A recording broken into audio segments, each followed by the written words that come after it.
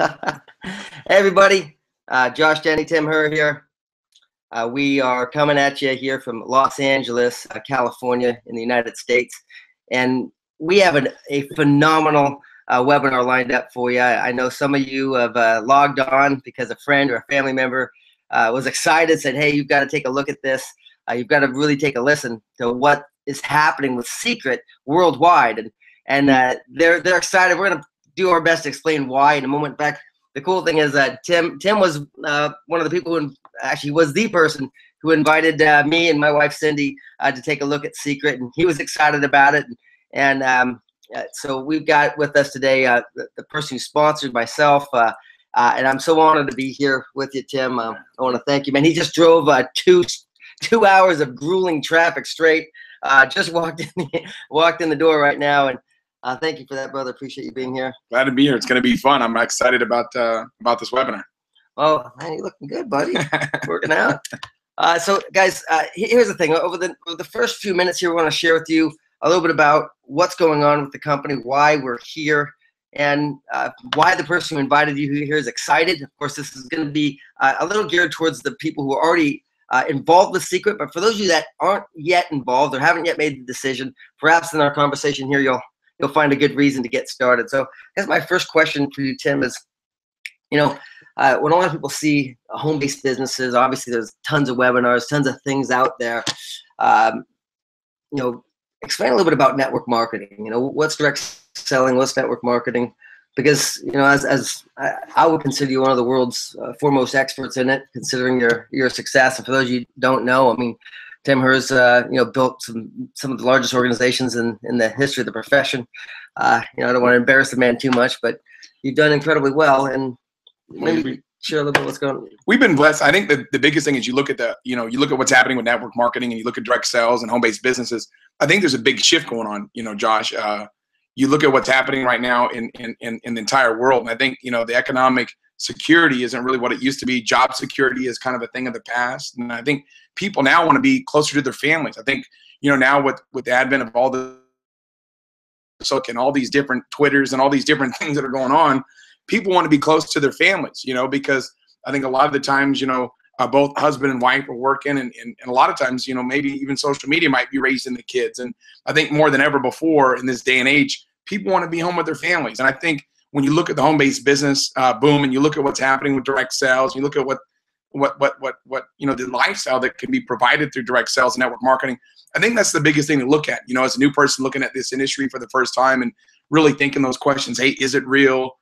Is it something I could do? Is there really something there available to me? Because I think a lot of people have heard it, growing up, and I definitely did. I was always skeptical of opportunity, but I said to myself, hey, look, what's the worst thing that can happen to me? The path that I'm on isn't really exciting. I need to find something different. I need to find something, and I think a lot of people are saying this now. I need to find something non-traditional. I think because the traditional way really isn't working, not just here in America, but I think globally.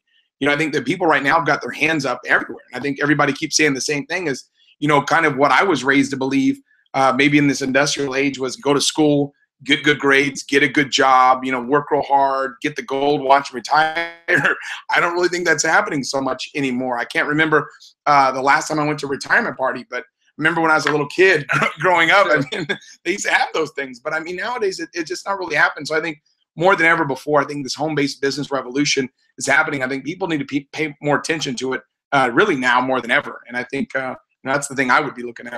I know you've worked with a lot of different types of people, from professionals to already multimillionaires, successful entrepreneurs, to people who are, maybe teaching at a school or even working at a janitor at a school. Every walk of life, from the people who are really got PhDs coming out, the degrees on the wall like crazy, and people like myself who've never had success.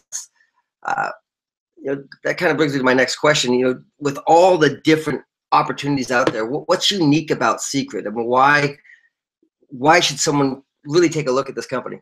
Yeah, I mean, that's a really good question. When you analyze, the different types of walks of life that have been attracted to it, everybody from doctors to multimillionaires to people that were janitors, that the common thread that runs for everybody is they want a better quality of life. When I look at direct sales and I look at this industry, I think to myself, hey, look, what this is built on, people that are that are, I don't want to say not happy, but they really want more. And when you look at direct sales, I think that's the biggest thing about it. Now, people say, well, you know what, direct sales industry, it makes sense, but why Seacret? Why is it so important? And there's a few things that really attracted to me to Seacret. The first thing was the products. I think nowadays you see a lot of these things out there. They're kind of like almost Me Too gimmick products. You see a lot of stuff out there that is really kind of, I don't want to talk bad about people's, company, but usually the first thing that you hear about when you talk to somebody about their business model is that they're talking about, hey, let's not talk about products. Let's talk about, the income opportunity available.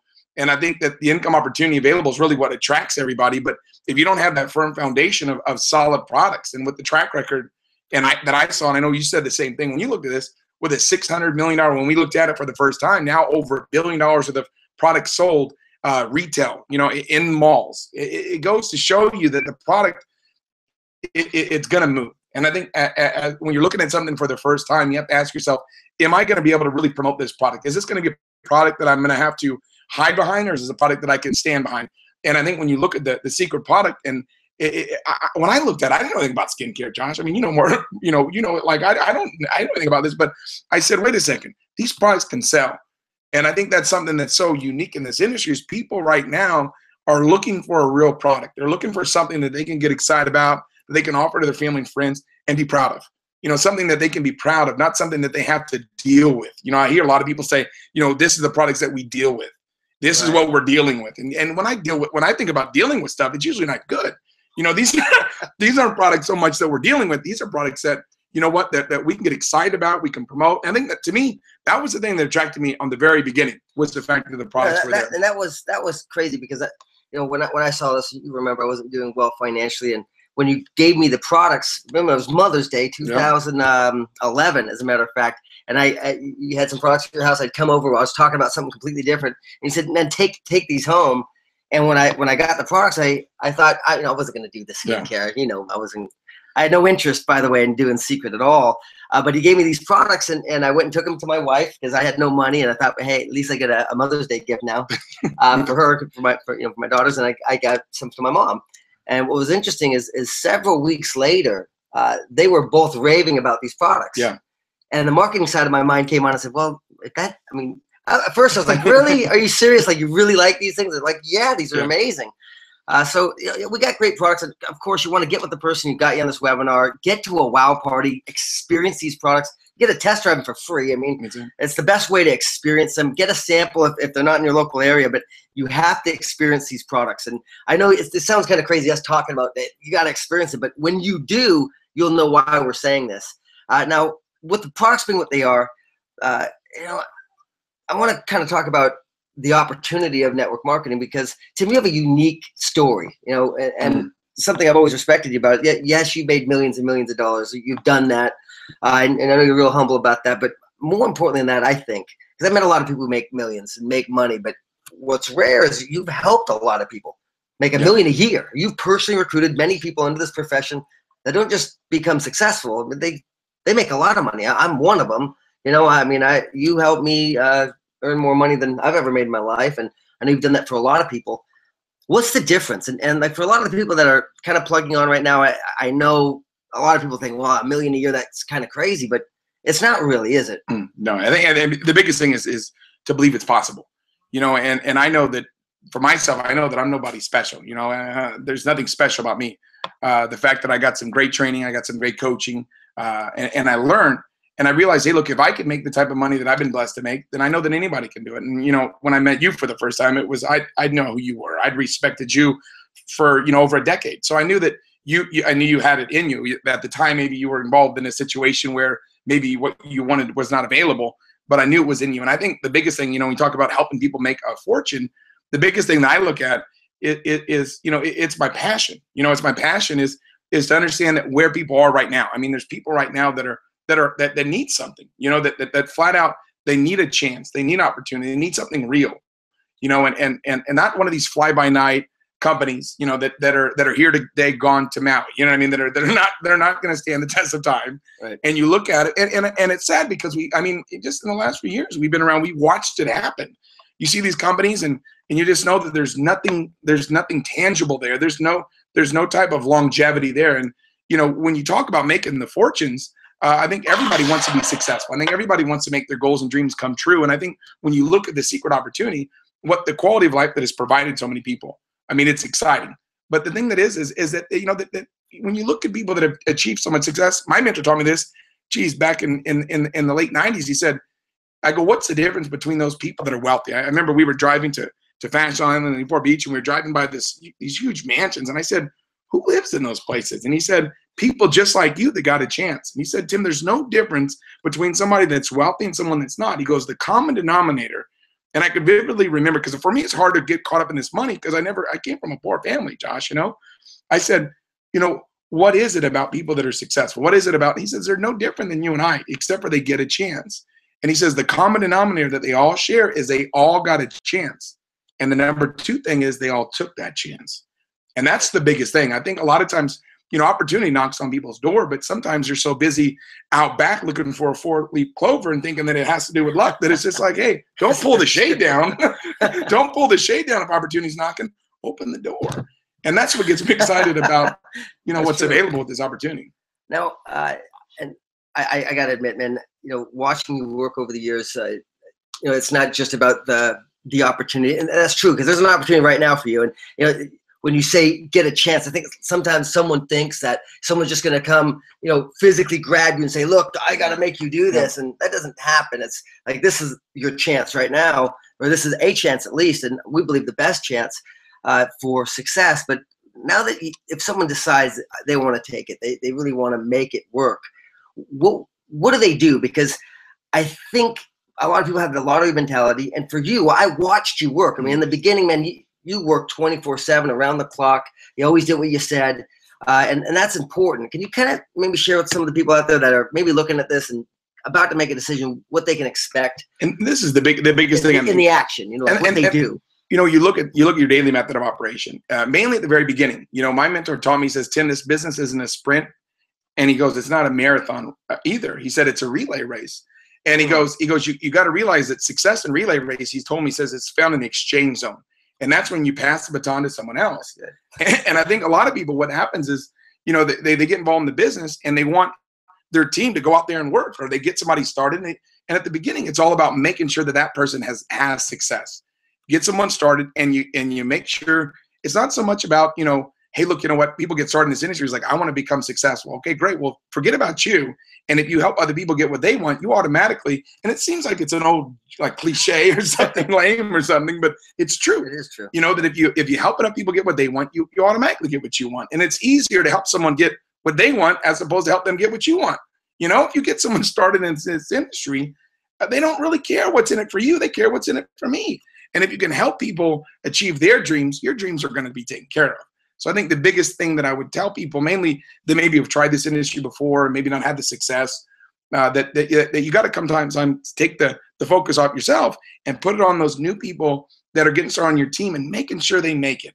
And you got to go above and beyond. You know, my mentor told me, he says, Tim, you got to teach, train, and duplicate. You got to get people started. You got to teach them. You got to train them, and you got to duplicate them.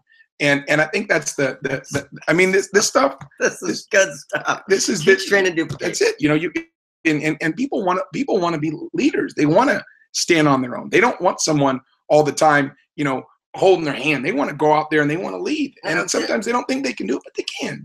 And you're right, man. And I've watched you do it. And all the people that are actually viewing right now, and we got hundreds and hundreds and hundreds of people that are looking at close to 1,000 now viewing this.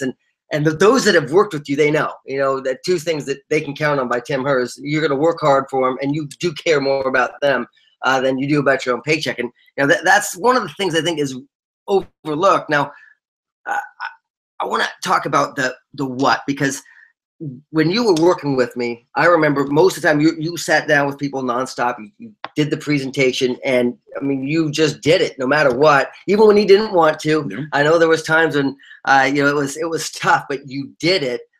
So what I'm trying to get at here for those that maybe don't really know Seacret just yet is what does that look like? What are they actually doing? Like, how do they do Seacret? Like, how do you do it? I mean, that's the thing. You see the success stories in Seacret. You know, you see the lifestyles of people whose lives have been changed, and you say to yourself, well, I'm interested. I want to do that. You know, why would I? I mean, no brainer, right? But what does it consist of? What do I got to do? And I think the biggest thing is just to really break it down. You know, my mentor told me, says, Tim, it's kind of like looking through like a magnifying lens, you know, or you kind of like you zoom in, and it's really when someone gets started is really helping them introduce this opportunity to people that they know. I mean, sometimes people, when I got started, I remember in the industry, I said, well, I don't want to approach my friends. This is back, you know, geez, now 19, 20 years ago. I remember saying, I don't really want to approach my friends. And I remember my mentor said, he says, if you found something special, he goes, what kind of a friend would you be if you didn't want to share it with the people that are closest to you? He goes, you know what? He goes, I don't really know you, Tim. And he goes, but if that's the way that you are as a friend, then I'm glad I'm not your friend. and it made me realize, I said, he was kind of funny about it, but I realized, hey, you know, if you believe in what you're doing and you know you got your hands on something special and the documentation's there. I mean, let's face it, right? I mean, we've got so many success stories. So we know it works. We know the documentation's there from a company perspective because the products have moved so much across, you know, all across the globe. And you go, okay, well, this compensation plan is really aggressive. The training system in place is amazing. You got the webinar system in place. You have so many things available. People say, well, you know, what do I need to do? And it's really simple. It's just basically open up the door to opportunity to other people. You know, if you found something special in your life, wouldn't you want to share it with those that are closest to you? And you give them an opportunity to either be basically a customer, right? And you know, get that opportunity to look in the mirror and say, hey, look, you know what, I look better than I did last week. or an opportunity for them to you know, gain some financial freedom. And I think that's the biggest thing about it. I think more than anything else, it's about lifestyle. It's about freedom. And I think that's what people want really now more than ever before is it's about having that freedom. It's about having that time freedom to be able to spend with your family, to be able to do the things that you want to do. And you got to find that vehicle. And when people look at the secret opportunity, they say, well, you know what, this thing makes sense. I want to do this. And I think the challenge is a lot of times is, what do I do now? You know, I like it. I'm excited. It makes sense. I want to do it. What do I do now? And I think that's the biggest thing. It's very simple. Just break that thing down and let's go out there. And I think that, you know, they call it becoming a superstar. Everybody talks about, man, I want to be a superstar. But, you know, when you get started in Seacret, you know, it's about earning that first rank. And I think that every direct sales company is like that. You know, I know that it's been like that throughout my, you know, career in this industry. And I know the same for you, Josh, is that it's all about that first rank. You know, getting that second rank is important, but you got to get that first rank. You know, I don't think anybody said, man, you know what? No one gets involved in Seacret to say, man, I want to earn a couple $100. You know, people want to get involved to become wealthy, but you know, in order to get to that end result is that first step. And that first step is really everything. And once you achieve that first step, it's step one, not step done. Now we're going to go to the next step, right? And it's all about taking those little minor steps. And you take those steps and you take those steps. The next thing you know, you look up and you go, wait a second. You know, I'm getting this lifestyle bonus. Or I'm getting these things that are in place. And you start to say, wow, you know what? Maybe I can do this.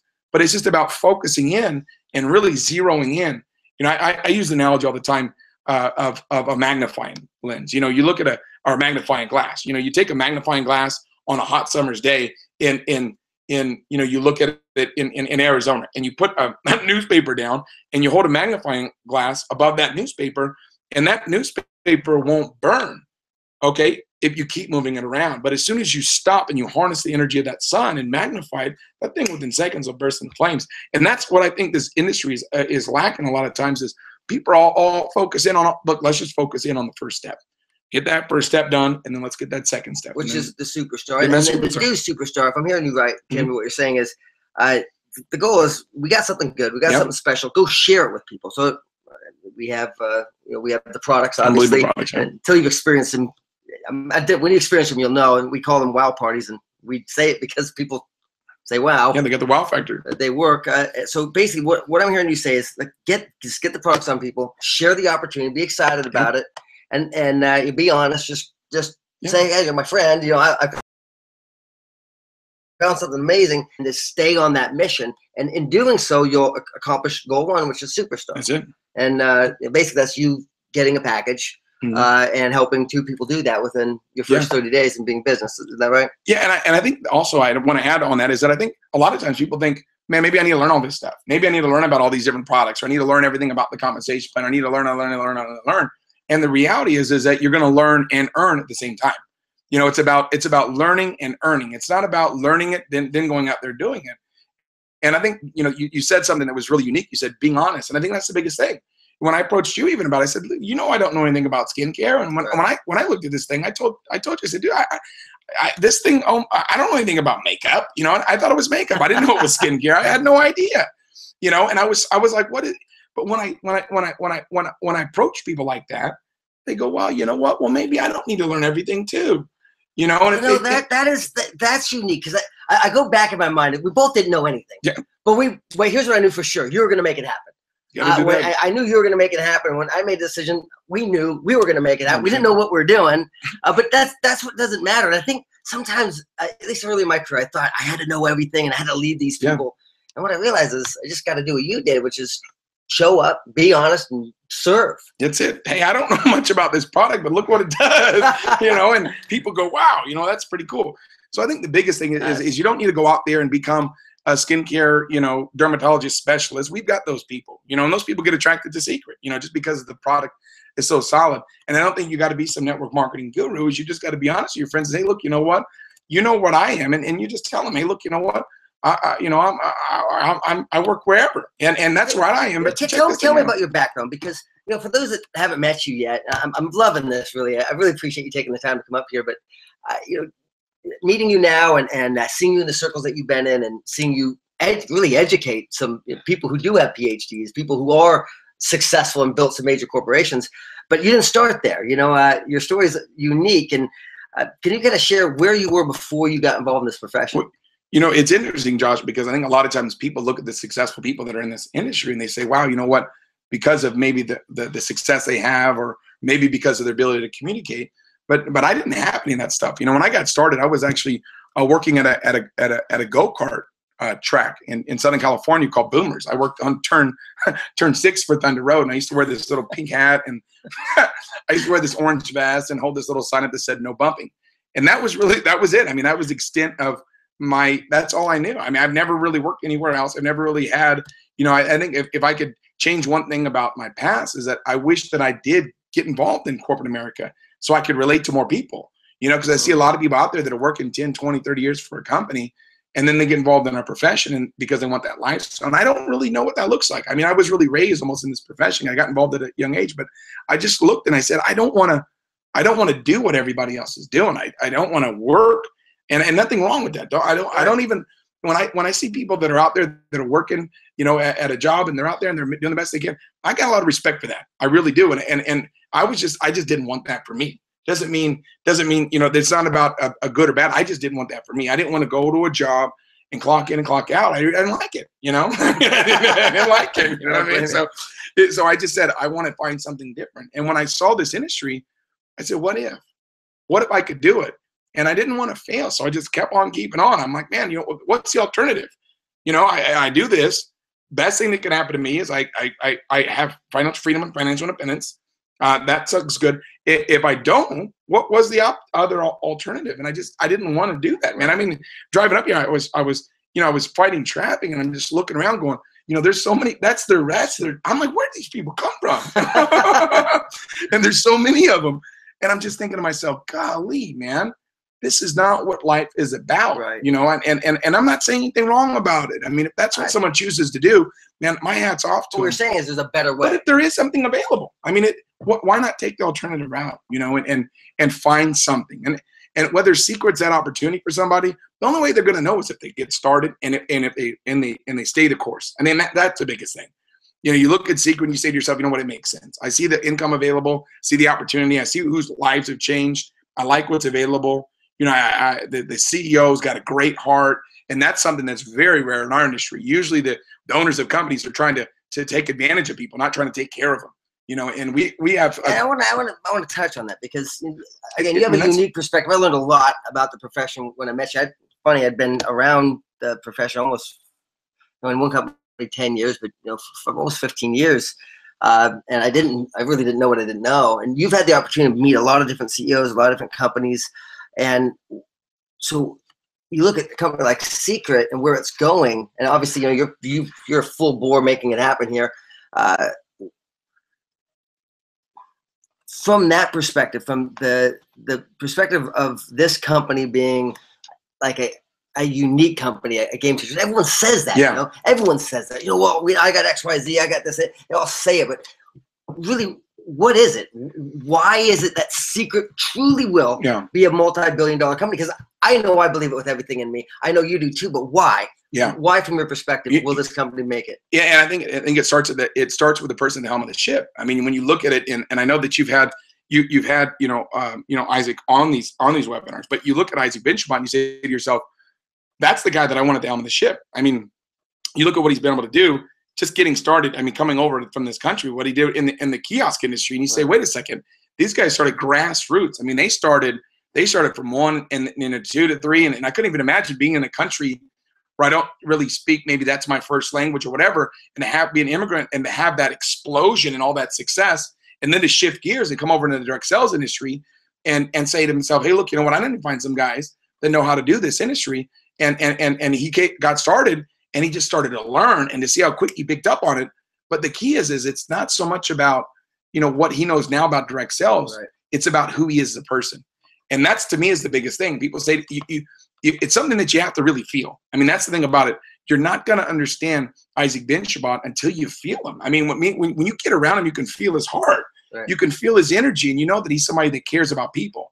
And when you look at most owners out there, that's not the vibe or the feeling that you get. You look at a lot of the people out there that I've met, and I've met pretty much most of them in this industry, and I just say to myself, you know what? I don't want to align myself with that person. That's not who I want to be. I want to be a person that goes out there and serves people and helps people and leads people by serving them and helping them and caring about them. And that's the heart that I want. I think a lot of people want that, but the challenge is that in this industry, a lot of the times that's not who's leading the ship. A lot of the times the people that are leading the ship are out there to try to, hey, we're going to take advantage of these distributors. They're going to take advantage of guys like me. They're going to take advantage of guys like you. And that's what I've seen over and over and over again. But when you meet the owners of this company, hey, wait a second, time out. This is something that I've never met or felt in this industry. Someone that really, truly cares and values humans. I mean, values lives. And to have that integrity and to have that character, it's almost a home run. I mean, just when I met him, I said to myself, you know what, forget how great these products are and how aggressive this compensation plan is. Just the fact that we've got a guy like this that cares about people, let's get around him, because most people, that's not how it is. And it's something you can't really explain. And you can't even explain it over a phone call. I mean, it's something when you meet him, you can just feel his energy. It's almost like I tell people all the time, it's almost like I never got a chance to meet Gandhi. I mean, never got a chance to meet Mother Teresa or an Abraham Lincoln or one of these great leaders. But, I've studied their lives. And I just think, what would have it felt like to be able to be in their presence? What would have it been like to be in the presence of a Mahatma Gandhi or a Mother Teresa or even nowadays? I mean, some of these people like a Warren Buffett or some of these other great leaders out there in the industry, I haven't been around those people, but I can only picture what it would feel like. Right. And that's the thing about it, that I get that feeling that I've never felt of, wow, this guy reeks of integrity. This guy reeks of character. And that's the person that I want to be like, and I want to model myself after. And I think that's the biggest thing. When you look at Seacret, that you say to yourself, wait a second, these guys have got something special here, and it's something I want to be a part of. I appreciate that, because that's I feel the same way about this. Opportunity. That's opportunity is knocking right now. Before I go get that,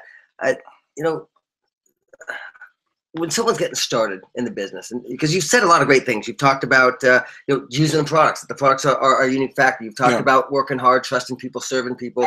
You talked about going out there and making something happen with the opportunity, with friends and family. And you also talked about the ownership.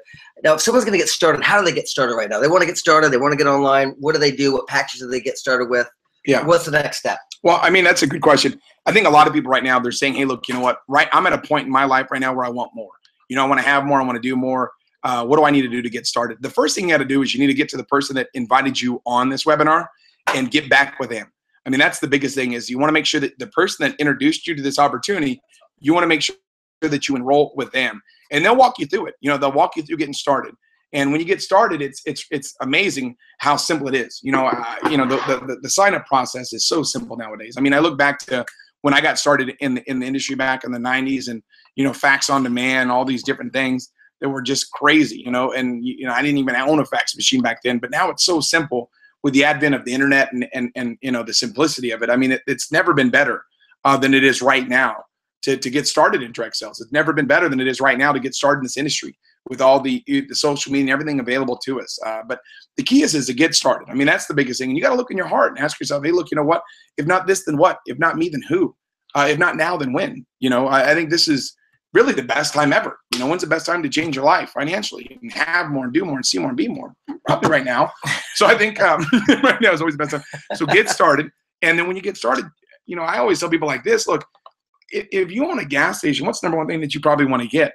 Gas. I mean, it's probably a no-brainer. If you own a bicycle store, you know, first thing you want to do is probably pick up a couple of bicycles. You know, if you own, if you own a furniture store, you might want to pick up some furniture, you know, and have that stuff on hand in case somebody wants to buy some. So when you get started in the skincare industry, it probably makes sense. You guess what? You know, you get some products.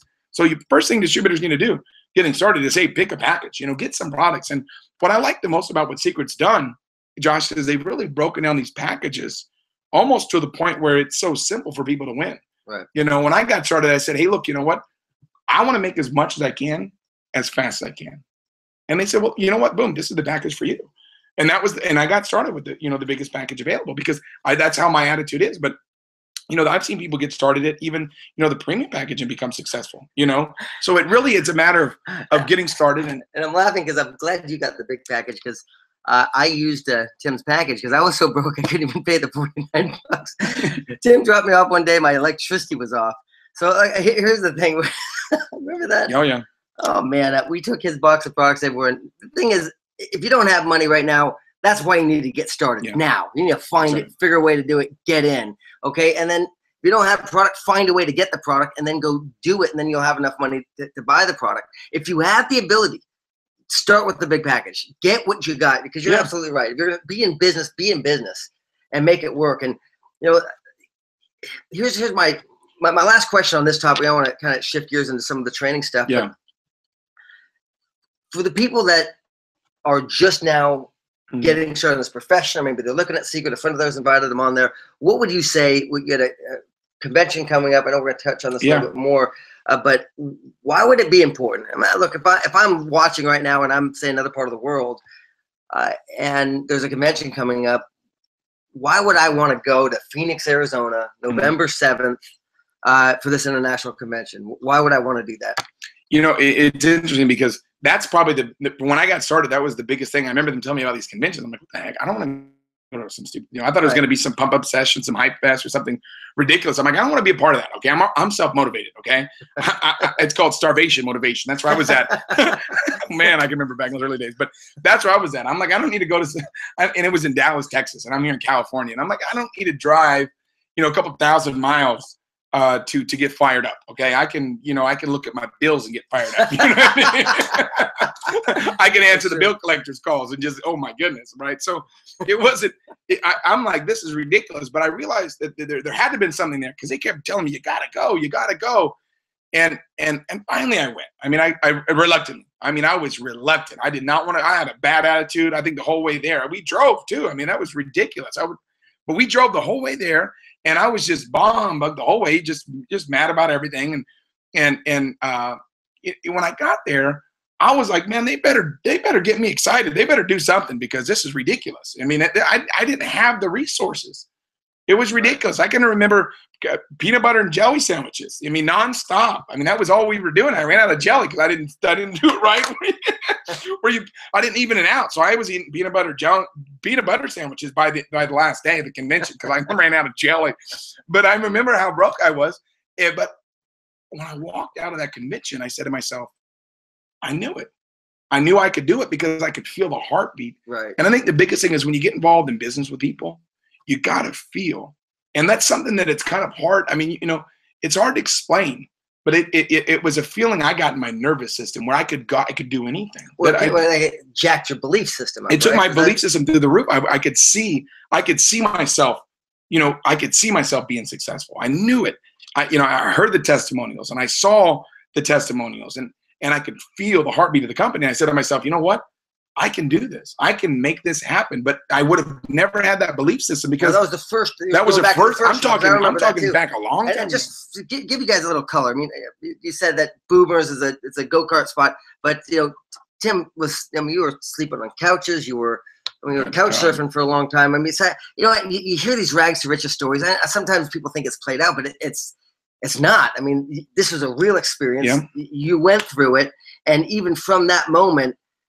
You just picture that. I think back even in my life, I go, man, that must have been so powerful to go there and being in the circumstances that we both came from, but for you to feel that way, to go, well, I can do this. Yeah.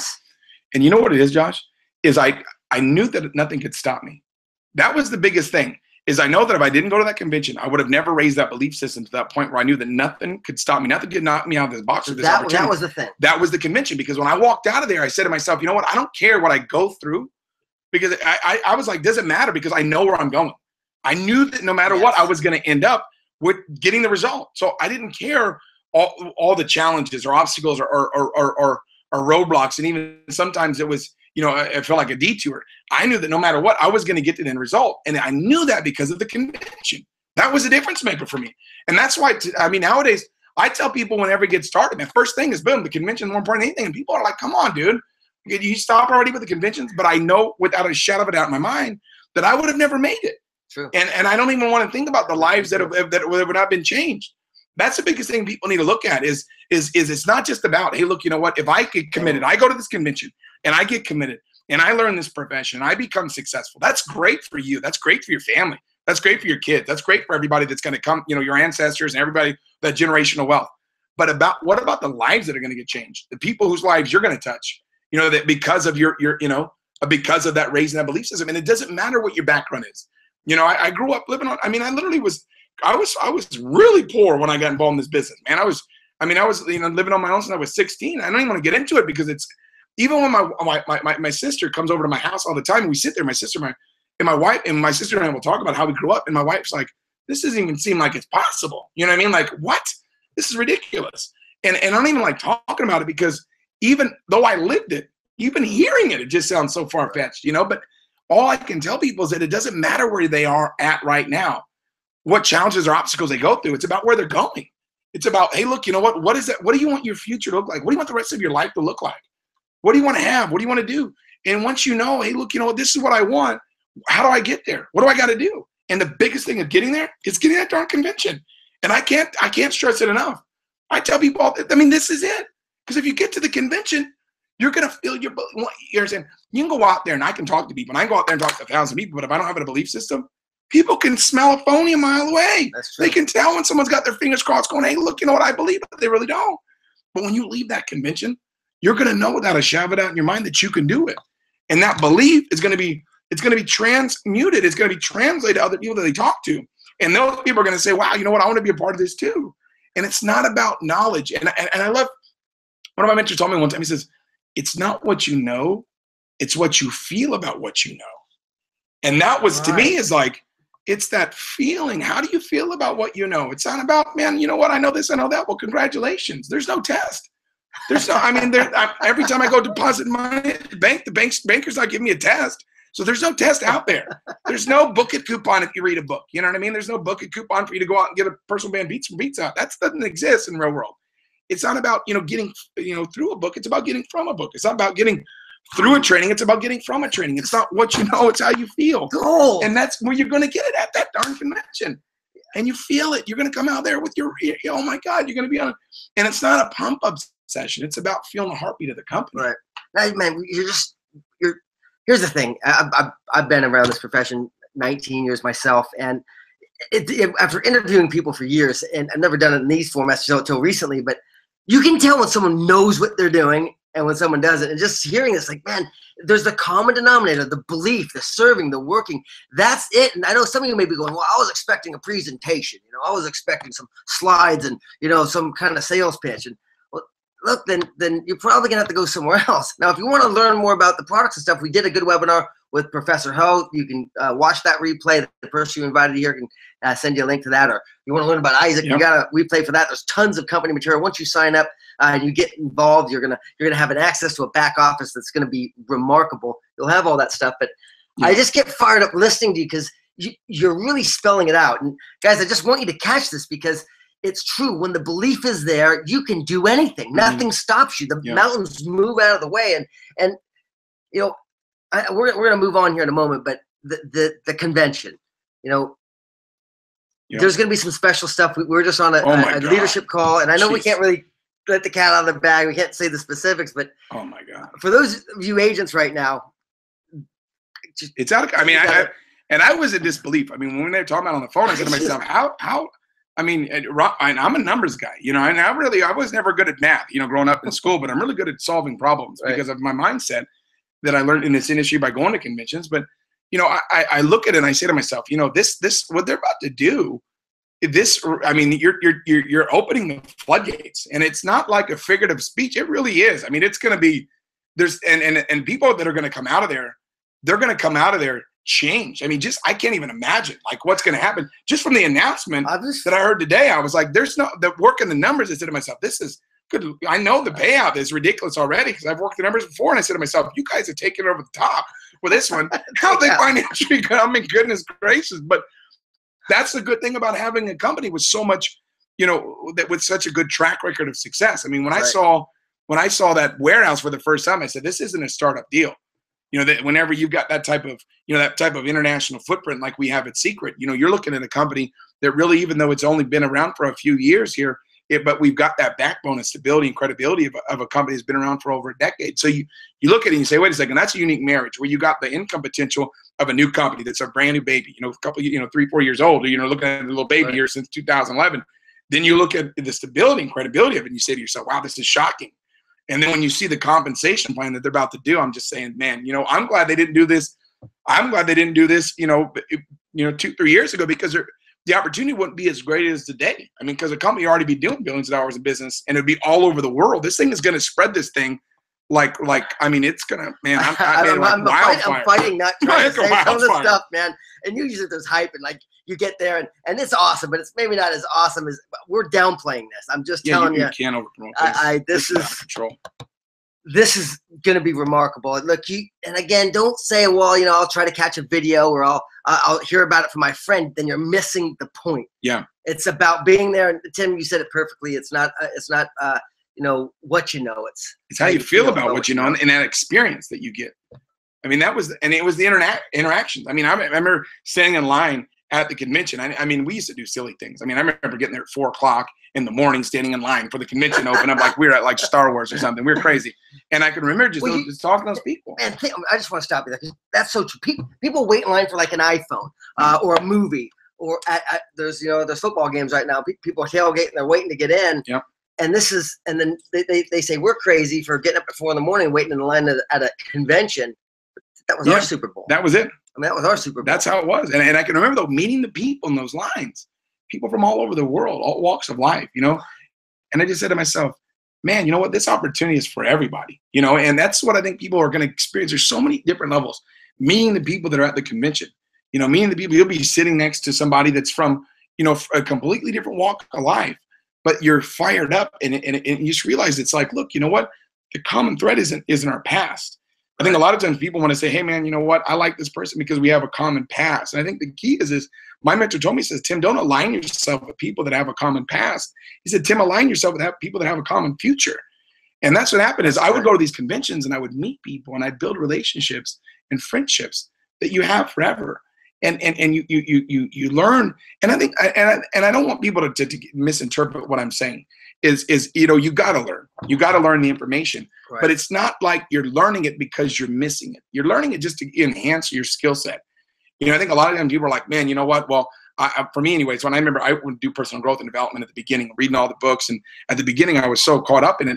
And I still do it to this day. On the way up here, I was reading or listening to actually I was watching a video, but, you know, I was driving, so I really wasn't watching it too much. But I was more listening than anything else. But you know, I'm always trying to get better. But the thing about it is, at the beginning, and I remember it was a dinner that I had with one of my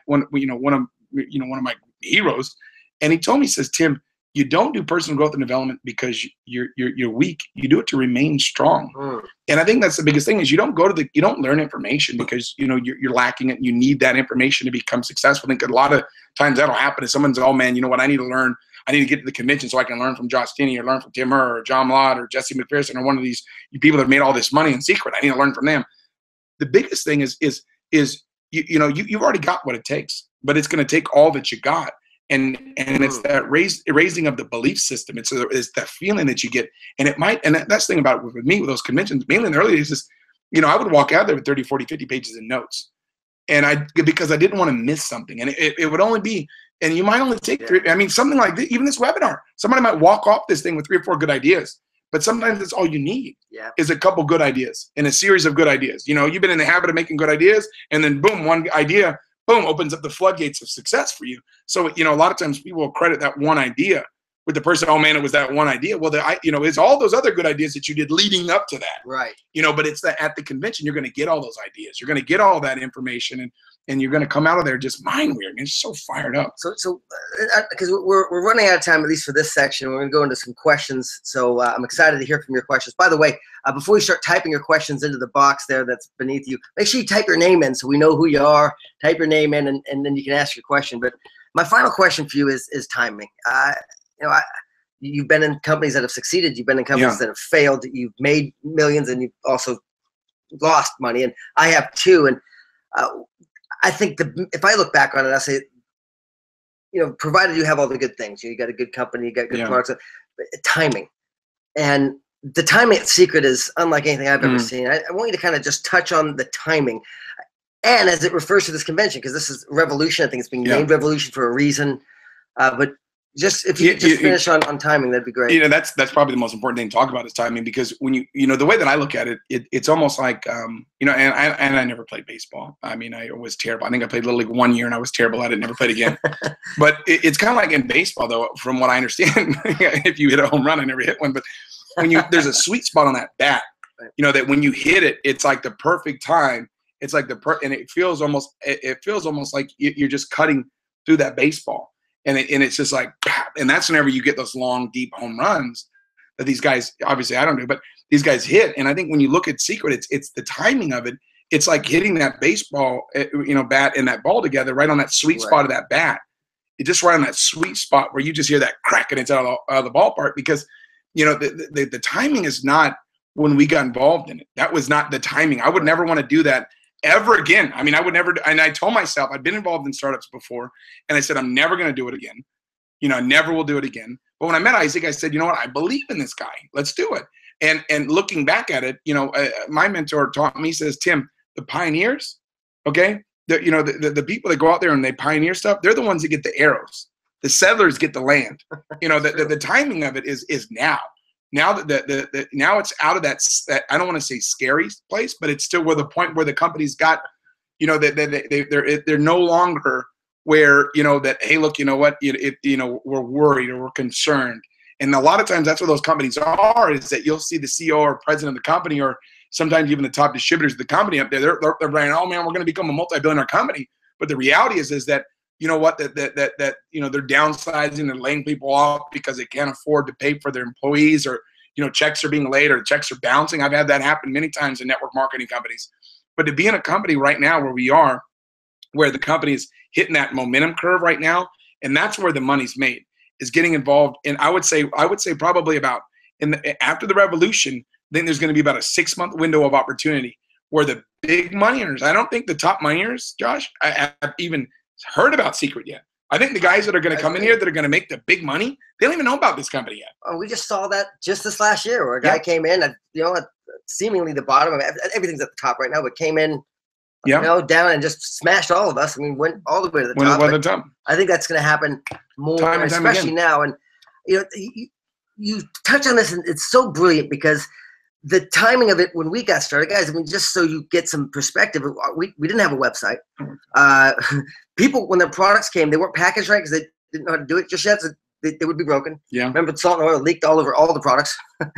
We didn't have a kit. When we did get one, remember that DVD that really didn't matter? Sometimes wasn't even in there. Well, it didn't say anything. Yeah, sometimes that DVD wasn't even in the DVD case. That didn't, when the DVD was there, it didn't say anything anyway. So we were selling, what we were selling was the future. Yeah. And that's hard. That's, I mean, nobody wants to do that. And so many people quit. You don't have that right now. You've got concrete proof of what's already happened, evidence of where we're going, and all you got to do is get in, take action, get started, and make it happen. So I guess we'll see you guys at the Revolution. What we're going to do right now, though, Tim, is I know there's a lot of people, they love asking questions to you personally. I'm sure there's people that wouldn't normally have an opportunity unless they were at the convention to ask you. And even then, you know, you get so many people around you. I'm going to go into this, guys. Please type your name in there. And I want to thank you very much. Oh, man. It's an honor. It's an honor for me, man. So let me go in here. I'm going to get these questions going up. Let's see. What is this? I think, the biggest thing is just, I think a lot of times I was always scared to kind of ask questions, but what I realized was that's the way to discover really the answers, and I just figured out, hey, look, what, I'm just going to ask as many questions as possible. And that's always what I did. All right, here we go. Great. Give me a second. I'm refreshing. All right. There's this one. We got 2 of them up. So, all right. My question for this webinar is, why is Josh Wiles such a stud? Well, let's talk about Josh Wiles for a second. Josh Wiles. There's certain people that you meet. They just have that mark of a champion on them, and that is true, though. It's. I think more than anything, it's about his. You look at, and I think anybody can have this. Is really that mindset of, hey, look, what, I want to get better. I want to learn. I want to get, and it's that curiosity. And I think that's the biggest thing about it. Is as people get involved in this business, in this industry, they got to keep that. It's almost like a kid. I know you see with your daughters all the time. Is they're asking, what about this? What about that? What about this? And I think a lot of times, we get involved in opportunities, or we, even in the workforce out there, is we get sometimes so, bogged down almost with the daily routine of life. And we sometimes miss that. And I think Einstein said it best. He said, it's not that I'm smarter than other people. It's that I just stick to questions longer. And I think that's the deal, is that we just got to stay with it until we learn the answers, and it's all there, and it's all about the conventions and getting on these webinars and learning and growing. And I think that's exactly what people are doing right now. And I think that's what Josh did, because in the beginning, you remember when he got started. I know that may have been meant as a funny joke, in a good way, but it is true. I mean, here's a guy who had $1.84 in his checking account. Married to a wonderful woman, Heather, and Peyton and Alexi, two at the time I think 4 and 5, and he sells his TV off his wall to get that premium package, and makes $100,000 in his first 7 months. And so you look at someone like that, and it's not like he was an expert or a networker. I mean, he did 10 months of experience. Was a police officer and ran a gym, was a kickboxer. So what's the difference between a guy like that and someone who's that gets signed up and doesn't do anything? You know what I think it is? What? And I tell people all the time, it's this magical word called want to. That's it. I mean, that's what you're looking for. My mentor told me, he said, Tim, we recruit attitudes and we teach skills. And it's about your want to. You got to have that want to. And that's something that you can't teach. You can't teach want to. Right. You either want it or you don't. And I think that now more than ever before, people are looking around saying, wait a second, job security is no longer here. It's kind of a thing of the past. These companies, these big, faceless companies, they're not going to take care of us anymore. These companies are downsizing, man. They're moving to other countries. I look at Seacret and I say, wait a second, we have that opportunity to go out there and extend an invitation for people to change their lives and benefit from it financially. It's like, this is a good situation. All right, here's a good one. How can I expand my business when my warm market's exhausted? Do you recommend online lead building? We get a lot. Yeah, people ask me about that, and I think that doing the way I look at type, I don't want to call it cold marketing, but it's really talking to people that you don't know. Is I look at it almost like ketchup, to my French fries. I really enjoy it, but I'm not just going to eat just ketchup. You know what I mean? That's just ridiculous. So you add to these types of things, and that's the way that I always look at it. Is even though I get, somebody gets involved in network marketing, or they get involved in direct sales. I got involved in, obviously, I'm the type of person that says, hey, look, what, I only need to hit a home run once, so I'll keep swinging until I hit a home run. And I get involved in a situation, and I talk to people and talk to my network, and maybe a year later or 6 months later, I'm trying something else, because my attitude is I'm never going to give up. And when I found Seacret, I knew that this was it. This was my, this was my thing. But I still had to go back to people that I'd already maybe talked to about other businesses and other opportunities. And that was a challenge for me. Just think about it. Like, you've been through, I don't know how many companies. Too many. A lot. A lot, man. You talked to me about several, right? So, but it was funny because and this goes back to how you do it. So, maybe one of the tips is like, it's just, you were always real. You weren't like, you were excited about what you're doing, but you were my friend first. Yeah. And that's what I remember my first interaction with you. I'm like, I like this guy, because you made a friend with me, and then you could always come back. And I think that's what some people don't want to do, is like they They really, I think people will try too hard on trying to get people involved in their business rather than helping them. Yeah, right. And really it's about getting somebody to be your friend. If someone's your friend, they're going to take a look usually what you're doing. So I think a lot of times is when you get involved in this business and you think, okay, well, I got to call everybody and I make a list and I got to call everybody. But it's really just going out there and some of the people maybe you haven't talked to since maybe, so you haven't talked to them since 5th grade or something, and you don't even really know how you track them down. Where'd that guy go? And how do I rekindle that relationship? You know what I mean? And it's all about going out there and just, hey, look, you know what? We're going out there making friends. And then we're exposing them to what we're doing to see if they're open to it. If they're open to it, great. If they're not, great. It doesn't matter. But you got to have that mindset is that everybody that I know deserves to take a look at this thing. That's the way I look at it, is I have an obligation. I have a responsibility to make sure everybody looks at it. So whenever you look at, you introduce this business to 100 people, you're going to get a lot of people exposed to the business. You're going to get a lot of people interested. Right. And by the time you've exposed it to 100 people, if that's the number, I just use that as a number because it's, it's got 3 digits in it, but whatever the number is somebody does, you introduce it to you're going to, guess what? You're going to have new buddies that you meet. You're going to have, referrals. You're going to have those. And so it's not a matter of hey, look, you know what? Everybody, I already talked to everybody. I already talked to everybody, Josh. Well, then guess what? What did you say to them? Right. Did you show them the business? Did you do demonstrations for the products? Did you introduce them to the opportunity? Did you give them an invitation? Guess what? In 6 months, their life might change. So everybody's life changes every 6 months. And it's not about when I go and follow up with somebody, it's not like I'm just checking a box. Okay, I'm following up with you. I'm following up with you. I'm following up with you. It's not like a robot. Right. It's the personal side of the business. In your mind, my mentor taught me this once again. He said, you got to be like a duck. Ducks are real graceful over the water, but underwater, they're paddling like crazy. So I think the biggest thing is that when you're introducing people to the opportunity is if they say no, that's okay. No means not now. No doesn't mean, hey, look, I don't ever want to talk to you again.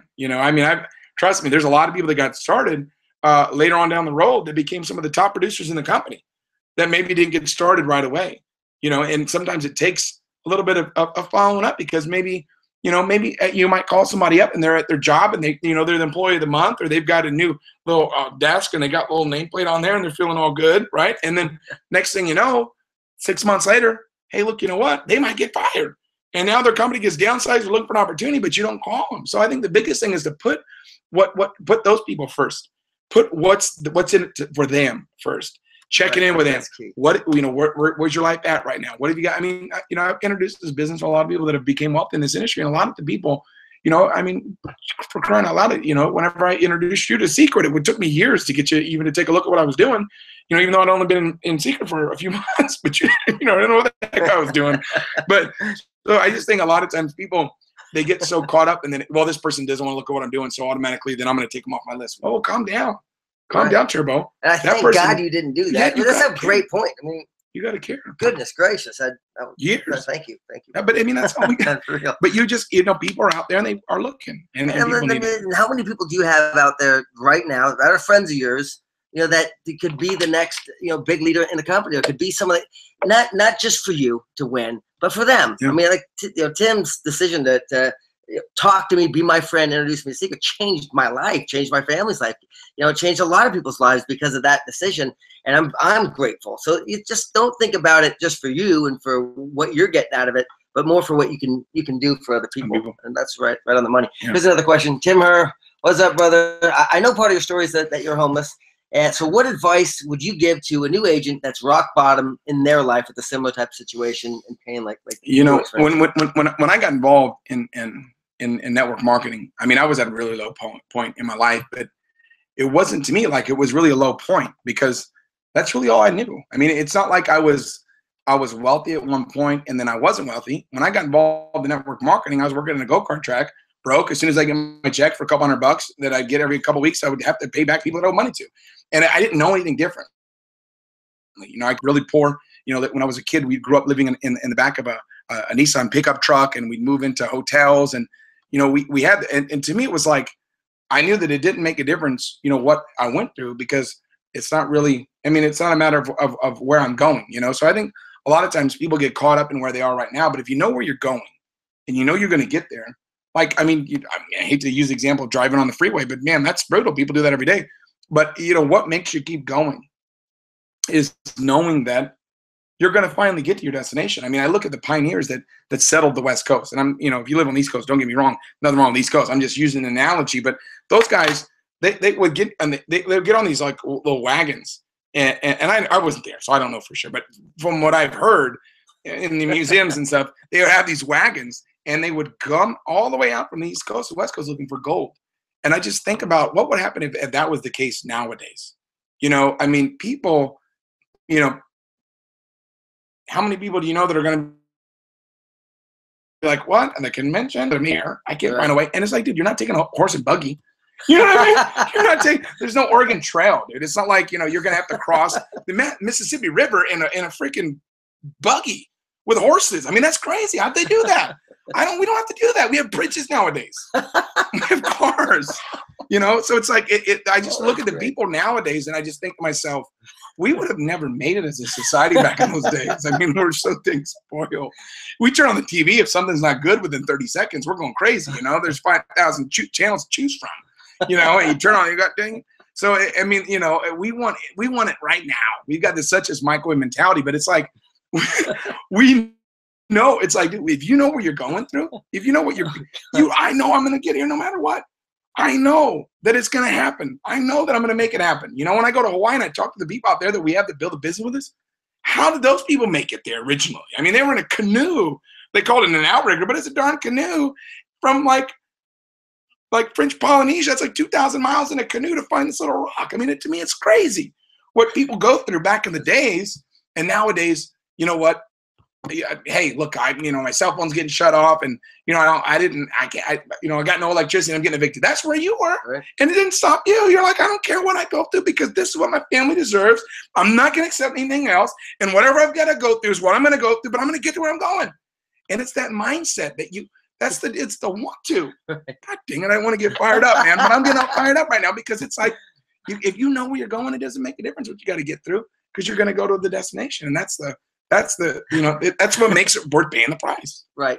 Speaking of that, because for most, by the way, we're not going to shut this down anytime soon. But for the first hour, we like to at least compartmentalize it, and then we'll stay on and answer as many questions as you'll let us have before, because I know the question box is filling up. But next week is pretty much, it's not the last one before convention, but pretty much. And we've got Isaac and Betty on there, and I think there's gonna be some special stuff going on in that webinar. So maybe just fill in on that. Why people would want to be on that next week? What's interesting? They possibly can on it. Betty is really the person that introduced me to the opportunity. I known Betty since she was 17, and she probably won't tell you she was 17 when she signed up because that's not what she told me at the time. But she was she was 17 years old when she got involved in this industry, and I just saw her get involved. And you could see the passion in her eyes and her desire and want to. And she became successful in this industry. And then when she saw the Seacret opportunity and she met Isaac and she met the partner, she said to herself, wait a second, these products are special. These products are unique. And we could sell them at the kiosks. And, but the people that are walking by, they don't really want to talk to us. You know what I mean? So we got to really draw them in to touch the products, and they're going to want to become consumers. But no one goes to the mall saying, hey, look, you know what? I want to go check out what's at those, nifty kiosks, right? Right. So no one's going there for that reason, but she saw these products that they were offering, and she was promoting the products on the kiosks. She said to herself, wait a second, these products, they would be game changers in the industry. So she approached me, she's back in April 2010 about the original idea. And I told her, I said, Betty, that's the dumbest thing. Don't even waste your time. I go, it's a waste of your time. It's never going to work. I go, just look, I'm here to support you, but you're not going to make it. Okay. I mean, network marketing companies, it's like zero. I mean, like, 0.001, that you're going to, but don't even waste your time. It's a waste of your time. She goes, well, Tim, I'm going to do it anyways. I said, well, anything I can do to help you out, but I'm not going to get involved. And whenever they started the company, when I still didn't want to look at it. I said, man, I'm not going to get involved in some makeup deal. I mean, the only thing I know about lipstick is that it tastes good. You know what I mean? She says, Tim, stop being so stupid because it's not makeup, it's skincare. So I said, look, I'll take a look at this thing. And when I looked at the products, I said, wait a second, these are unique because we can get out of the network with these. I mean, it's not going to be an internal consumption situation like most companies have where the only people that are buying the products are actually distributors and they're just buying it to stay on the ship to get paid. You can actually get real consumers that are actually using the products that every time the products show up at their house, they get fired up about it. And I knew that was the that was the backbone that most direct sales companies missed. And I only learned that through doing it the wrong way for so many years. But when I met Isaac, that's whenever I knew. I said, this is it. This is like love at first sight. I go, this guy, no matter what he does, he's going to win. He's going to win. Right. And it's not a matter of he's going to win. The people that are on his team is going to win. Right. You know, and that's the biggest thing, is that if you just get around the right people and align yourself with the right people in life, you're going to make it happen no matter what you're going through, no matter what challenges, no matter what obstacles, no matter what, you know, whatever, anything you've got to go through. Hey, look, you know what? It's part of a learning experience. In the overall big picture, you'll look back and say, hey, look, you know what? All those things and all those, you know, trials and all those tribulations that I went through helped strengthen my character. So don't be concerned about where someone is, you know, right now. It's like, hey, look, where are we going? And that's critical. And I think once someone meets Isaac, and I think they're going to even feel that on their webinar this next week coming up, when they really get a chance to feel. And the thing about it is I know that some people, when they get off that webinar, guarantee you, here's what they're going to say, Josh, I wish I had more people on this team webinar. Yeah. If I knew that the webinar was going to be this good, I would have had 3, 4, 5 times, 10 times more people on the webinar. You know, if I would have known that it was going to be this powerful, man, you know what? Geez, golly, I didn't know. And I'm telling you that a lot of people are going to look back with hindsight and they're going to regret that they didn't do a better job of promoting it. I mean, you get Isaac Benchabat and Betty Perez on one webinar together. I mean, and you don't tune into it. I don't even care if you're involved in Seacret or not. You're talking about a young entrepreneur, strong female leader, and you're talking about somebody that came here from another country with a big heart that built a billion-dollar empire. How would you not want to hear from that person? Right. I mean, what are you going to do? Watch the, you know, some TV show, the Voice or something? It's like no one wants to watch The Voice. Who cares about Christina Aguilera and what she thinks about, you know, some singer or something? Forget that. Let's talk about your dreams. Right. Not some, you know, some singer from the other, you know, who cares about them? Let's forget about their dreams. Let's worry about your dreams. Let's worry about your future. And I think that's what people are going to feel coming out this webinar is, hey, look, you know what? I've aligned myself with the right company. And if they haven't aligned themselves yet with Seacret, they're going to want it. People are going to want to get started. I mean, they're going to hear that and they're going to say, wait a second, how do I get started again? So I don't think you can have too many people on that webinar. I think as a distributor right now, getting started in Seacret, or even a leader that's been around for a while, that's going to be one of those webinars that people are going to point to as, wow, you know what? That was the defining moment for me in my life and helped me get on that right path, you know, as that first exposure to meeting Isaac or that first exposure to meeting Betty. And I think that people are going to feel that. And I don't think that there's a better time than right now to even start building up for that. I think right now, all the activities that we do as distributors is all got to be pointing to that, you know, because we know we have this convention coming up. Right. And this is going to be the end all cure all. I mean, this is going to be the biggest thing to happen ever in the history of the company. And building up to that, I think the key, the focal point is all of our activities between now and next week have all got to be pointed towards this webinar that's coming up. All the exposure is going to be the best second exposure tool. People that you've introduced the product to. Oh God, can you imagine introducing the product to these people and someone going, wow, these products are great. Hey, you got to get on this. You got to get on this webinar and meet the people that started this company. We're going to, what the heck? I mean, I'd get a living room together and pack a living room and plug those people in. I mean, that's going to be jackpot city. I mean, this technology is awesome. What you do as many wow parties as you can, as many sit downs as you can, get it all, everything, and maybe even do one that night and then plug it all into the webinar. So look, if you haven't registered for a conference, do it. If you're just going to get started, welcome to the team. We look forward to working with you. We definitely look forward to seeing you at the Revolution Convention. So with that, the webinar is officially over, but we're going to keep answering some questions because there's a lot of people that are asking, and they love you, man. So this is Matt Hastings. Hey, Matt. He says, how do you personally help someone that is on the fence and continues to say, you know, I'm going to get started, I'm getting started, but never really does? So, you know, I think a lot of times that's, you know, people are testing, you know, your belief system a lot of times. I think a lot of times that, you know, someone, they want to do it. They have the reason to do it. You know, hey, maybe I want to be able to provide a better quality of lifestyle for my family, or I want to be able to, you know, to be able to retire my wife or retire my husband or something. And they've got the reason to want to do it. But sometimes they're really reluctant to get started. And I think the biggest thing is maybe sometimes they're just testing your belief system. I mean, that's a lot of times what I've seen is do they really know that you're going to make it happen no matter what? And once you've, you know, your belief system's to that point where, hey, look, you know what, get started or don't, I'm going to make it happen without you, but I want you to be a part of this. When you have that backbone in place, I think that's magic. That's the combination to the vault. I mean, really getting that backbone in place. So I think a lot of times it's our belief system. I think people are going to get that at the convention. You know, that belief system. Once you raise that, people are going to come out that convention, man. I mean, you're shaking the fence, and people are just going to be jumping in left and right, you know. So I think a lot of that belief system comes, but I don't think it's so much a tactic. I think a lot of times, you know, when I got involved anyways at the beginning, I was like, you know, give me the line and I'll say it, you know, but it's not about what you say, or it's not about what you know, it's how you feel about what you know, and that feeling and that belief system is going to come at the convention. So I think, I mean, that's where it's all going to come from. 100%. We got Flynn family, Greg and Rosina. Hey guys, we love you. Let's see, Chris, thanks for being a great leader. Opportunity to break the chains of traditional income stream. Thank you, Christian. We appreciate you too, brother.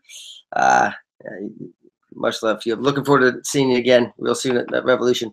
Tim Stroud from Texas says, on with two guests. Love your stories. I showed them the video. Oh, I appreciate that, Tim. Okay, I appreciate you saying the nice things, man. I really do. Much love, Tim. Good show, guys. All right.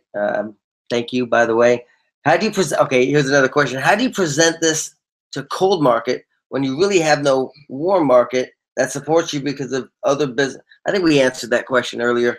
You know, and then I'm going to add to it, though, with that cold market is the biggest thing that I do is I just make my cold market my warm market. I just make them my friends. You know, I think, you know, what I do is I'm kind of a creature of habit. You know, many people know I like to do the same thing every single day because it works.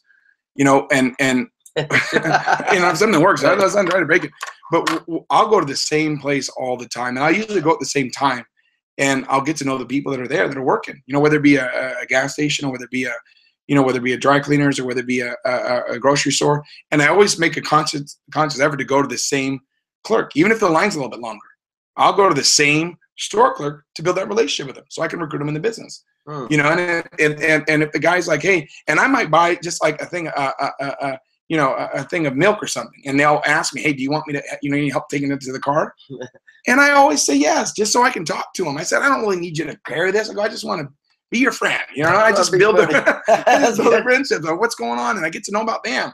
And ask them, hey, look, hey, tell me about your husband. What's going on with this? What's going on with your wife? What's going on with your you know, your brother, your sister, and all these people? And I just get to be friends. I think the biggest thing is just to build friendships. That's the big. You know, how do you co-market? Just make friends. Just be nice to people. No, you're right on the money. Yeah. That's it. That's it. All right. So here's from good to have you leaders at our sides. I really love the university trainings from Tim. You too. Which are online. The best regards from the Heister boys, and Jarrett from. Hey, Jarrett. Good to see you, buddy. Let's see. Adlin Isma. Yep. I'm from Winnipeg, Manitoba. Oh, yeah, that's right, man. Okay. Hey, how you doing? She says, my Revolution weekend would be complete if I got a picture of myself with you three, including Miss Denne. May I? Will you help us get? Yeah, I think we can make that happen. We'll see you at Revolution. Make sure you come up to us. We'll make it happen. Okay, you heard it right here. Tracy Zimmer says, "Wow, another phenomenal webinar. No need to announce this, but wanted to say, awesome job, Tim and Josh." Tracy Zimmer. We are like some of your raving fans. I think we should get a Tracy Zimmer shirt. Hey, I might get a tattoo actually. Jamal Butler from Chesapeake, Virginia. Question for us is, when doing a 90-day run, how did your days look like, or would your days look like? Okay. During the 90-day run. During the 90 days. So I guess what's your DMA? Yeah. DMO. What's yeah. I think that you when I go on my 90-day runs, it did change it from where I am in my life. I think some people are involved in Seacret, and maybe you know, Tuesdays and Thursdays they might have you know, they might work late shifts or whatever. But the key is whatever time you have, you put into it. I mean, I remember when I got involved in network marketing, when I got involved in the direct sales industry, is I was you know, I would get out of school like at like 3 or 4 in the afternoon, and then I had lacrosse practice at like 5, so I had an hour there to talk to people, and I would go straight home because we didn't have cell phones back then, and I would just start paging people and just calling people on my list. Page them, beep them, beep them on the beeper. And then after that was over, you know, I'd go to lacrosse practice, and then after lacrosse practice, I would do the same thing. And it's more about, I didn't eat food because I was trying to really enjoy it, I was eating food to sustain life. That was the only time I would ever eat. It was just run. Right. So I didn't have a lot of time though. So I think a lot of people, might use that as an excuse, but for me, that was my motivation. Right. I didn't want to not have time. I mean, that's probably an asset that I want to have in life is time. So I wanted to work hard so I could expedite the process of success. Because the way I looked at it is, it's like a deck of cards. There's 4 aces in there. How fast can you flip those cards over? And I was just looking for the people, that wanted to get started. That's it. And it was the, hey, catch me if you can attitude. Look, we're going to do this. And I would just bring people all day long. And then, now my 90-day run, after being involved in the business full time, it's a little bit different, and I mean, I know we've got new people on the call, so on the webinar, so I don't want to, scare anybody, but I mean, to me, it was 8 to fame. I mean, that was literally how we did it, is that's how we built, the industry was, we go on a 9-day run, going to a convention, it was 8 to fame, and it was just like, give it everything that you got. I mean, and it was, at that time in my life, I didn't have kids, so it's a little bit, it was different back in those days, but it's still the same thing, is that you look, whatever time that you do have that you can allot, guess what? Get committed. I see a lot of people waste time, and that's something that frightens me. It's like, the scariest thing to me is not making a mistake. It's not messing up. I don't mind messing up. What scares me is wasting time. That is the scariest thing you can waste. I mean, wasting money is not as big as wasting time, because you can't get that other, you can't get time back. So I think the key is having that respect for time and saying, hey, look, you know what? We got to do this right now. And it's having that mindset, having that clear-cut picture, and filling your calendar up with money-making activities. My mentor told me, he says, Tim, he said, majors don't major minors. And I said, well, what do you mean by that? He goes, major time and minor time, you got to know the difference. I said, well, what's the difference? He says, major time is in the presence of prospects. Everything else is minor time. Driving to prospect, minor time, right? Scheduling your plan, minor time. All that stuff's minor time. Major time in the presence of prospects.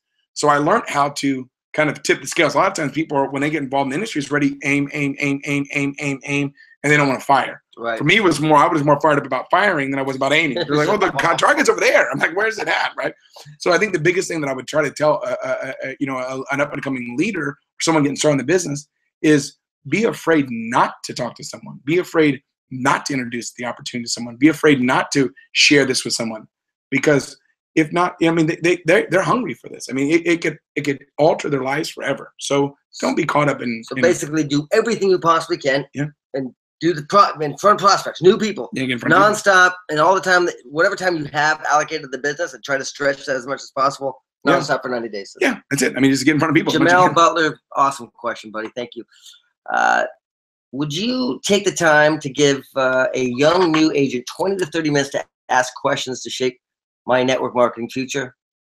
Okay, would you take the time to give a young new agent 20, 30 minutes to shape my network marketing future? If not, what would the best way to learn? I'm not exactly. Here's what, the question I think to me is more would you take 20 minutes out to share with somebody? And I think, that's, of course, but if not, what's the best way to learn the business? And I think when I got involved in the business, this is one thing I knew is that it is, squeaky wheel gets the grease, but at the same time, the squeaky wheel gets replaced. So I didn't really ask a ton of questions. What I would do is I would, when I would get that opportunity, like a forum like this, but the biggest thing that I would always do was just turn my car into a mobile classroom. So when I was running from A to B, I was always learning, and now it's so easy. I mean, you can take a video off of YouTube, and you can convert it into a digital format. Someone could, learn how to take this and turn it into digital. You can do so many things nowadays with technology. Right. And I would go to conferences and I would record and I would play the tape back in my car. We didn't have CDs back then. I would put the tape in my car.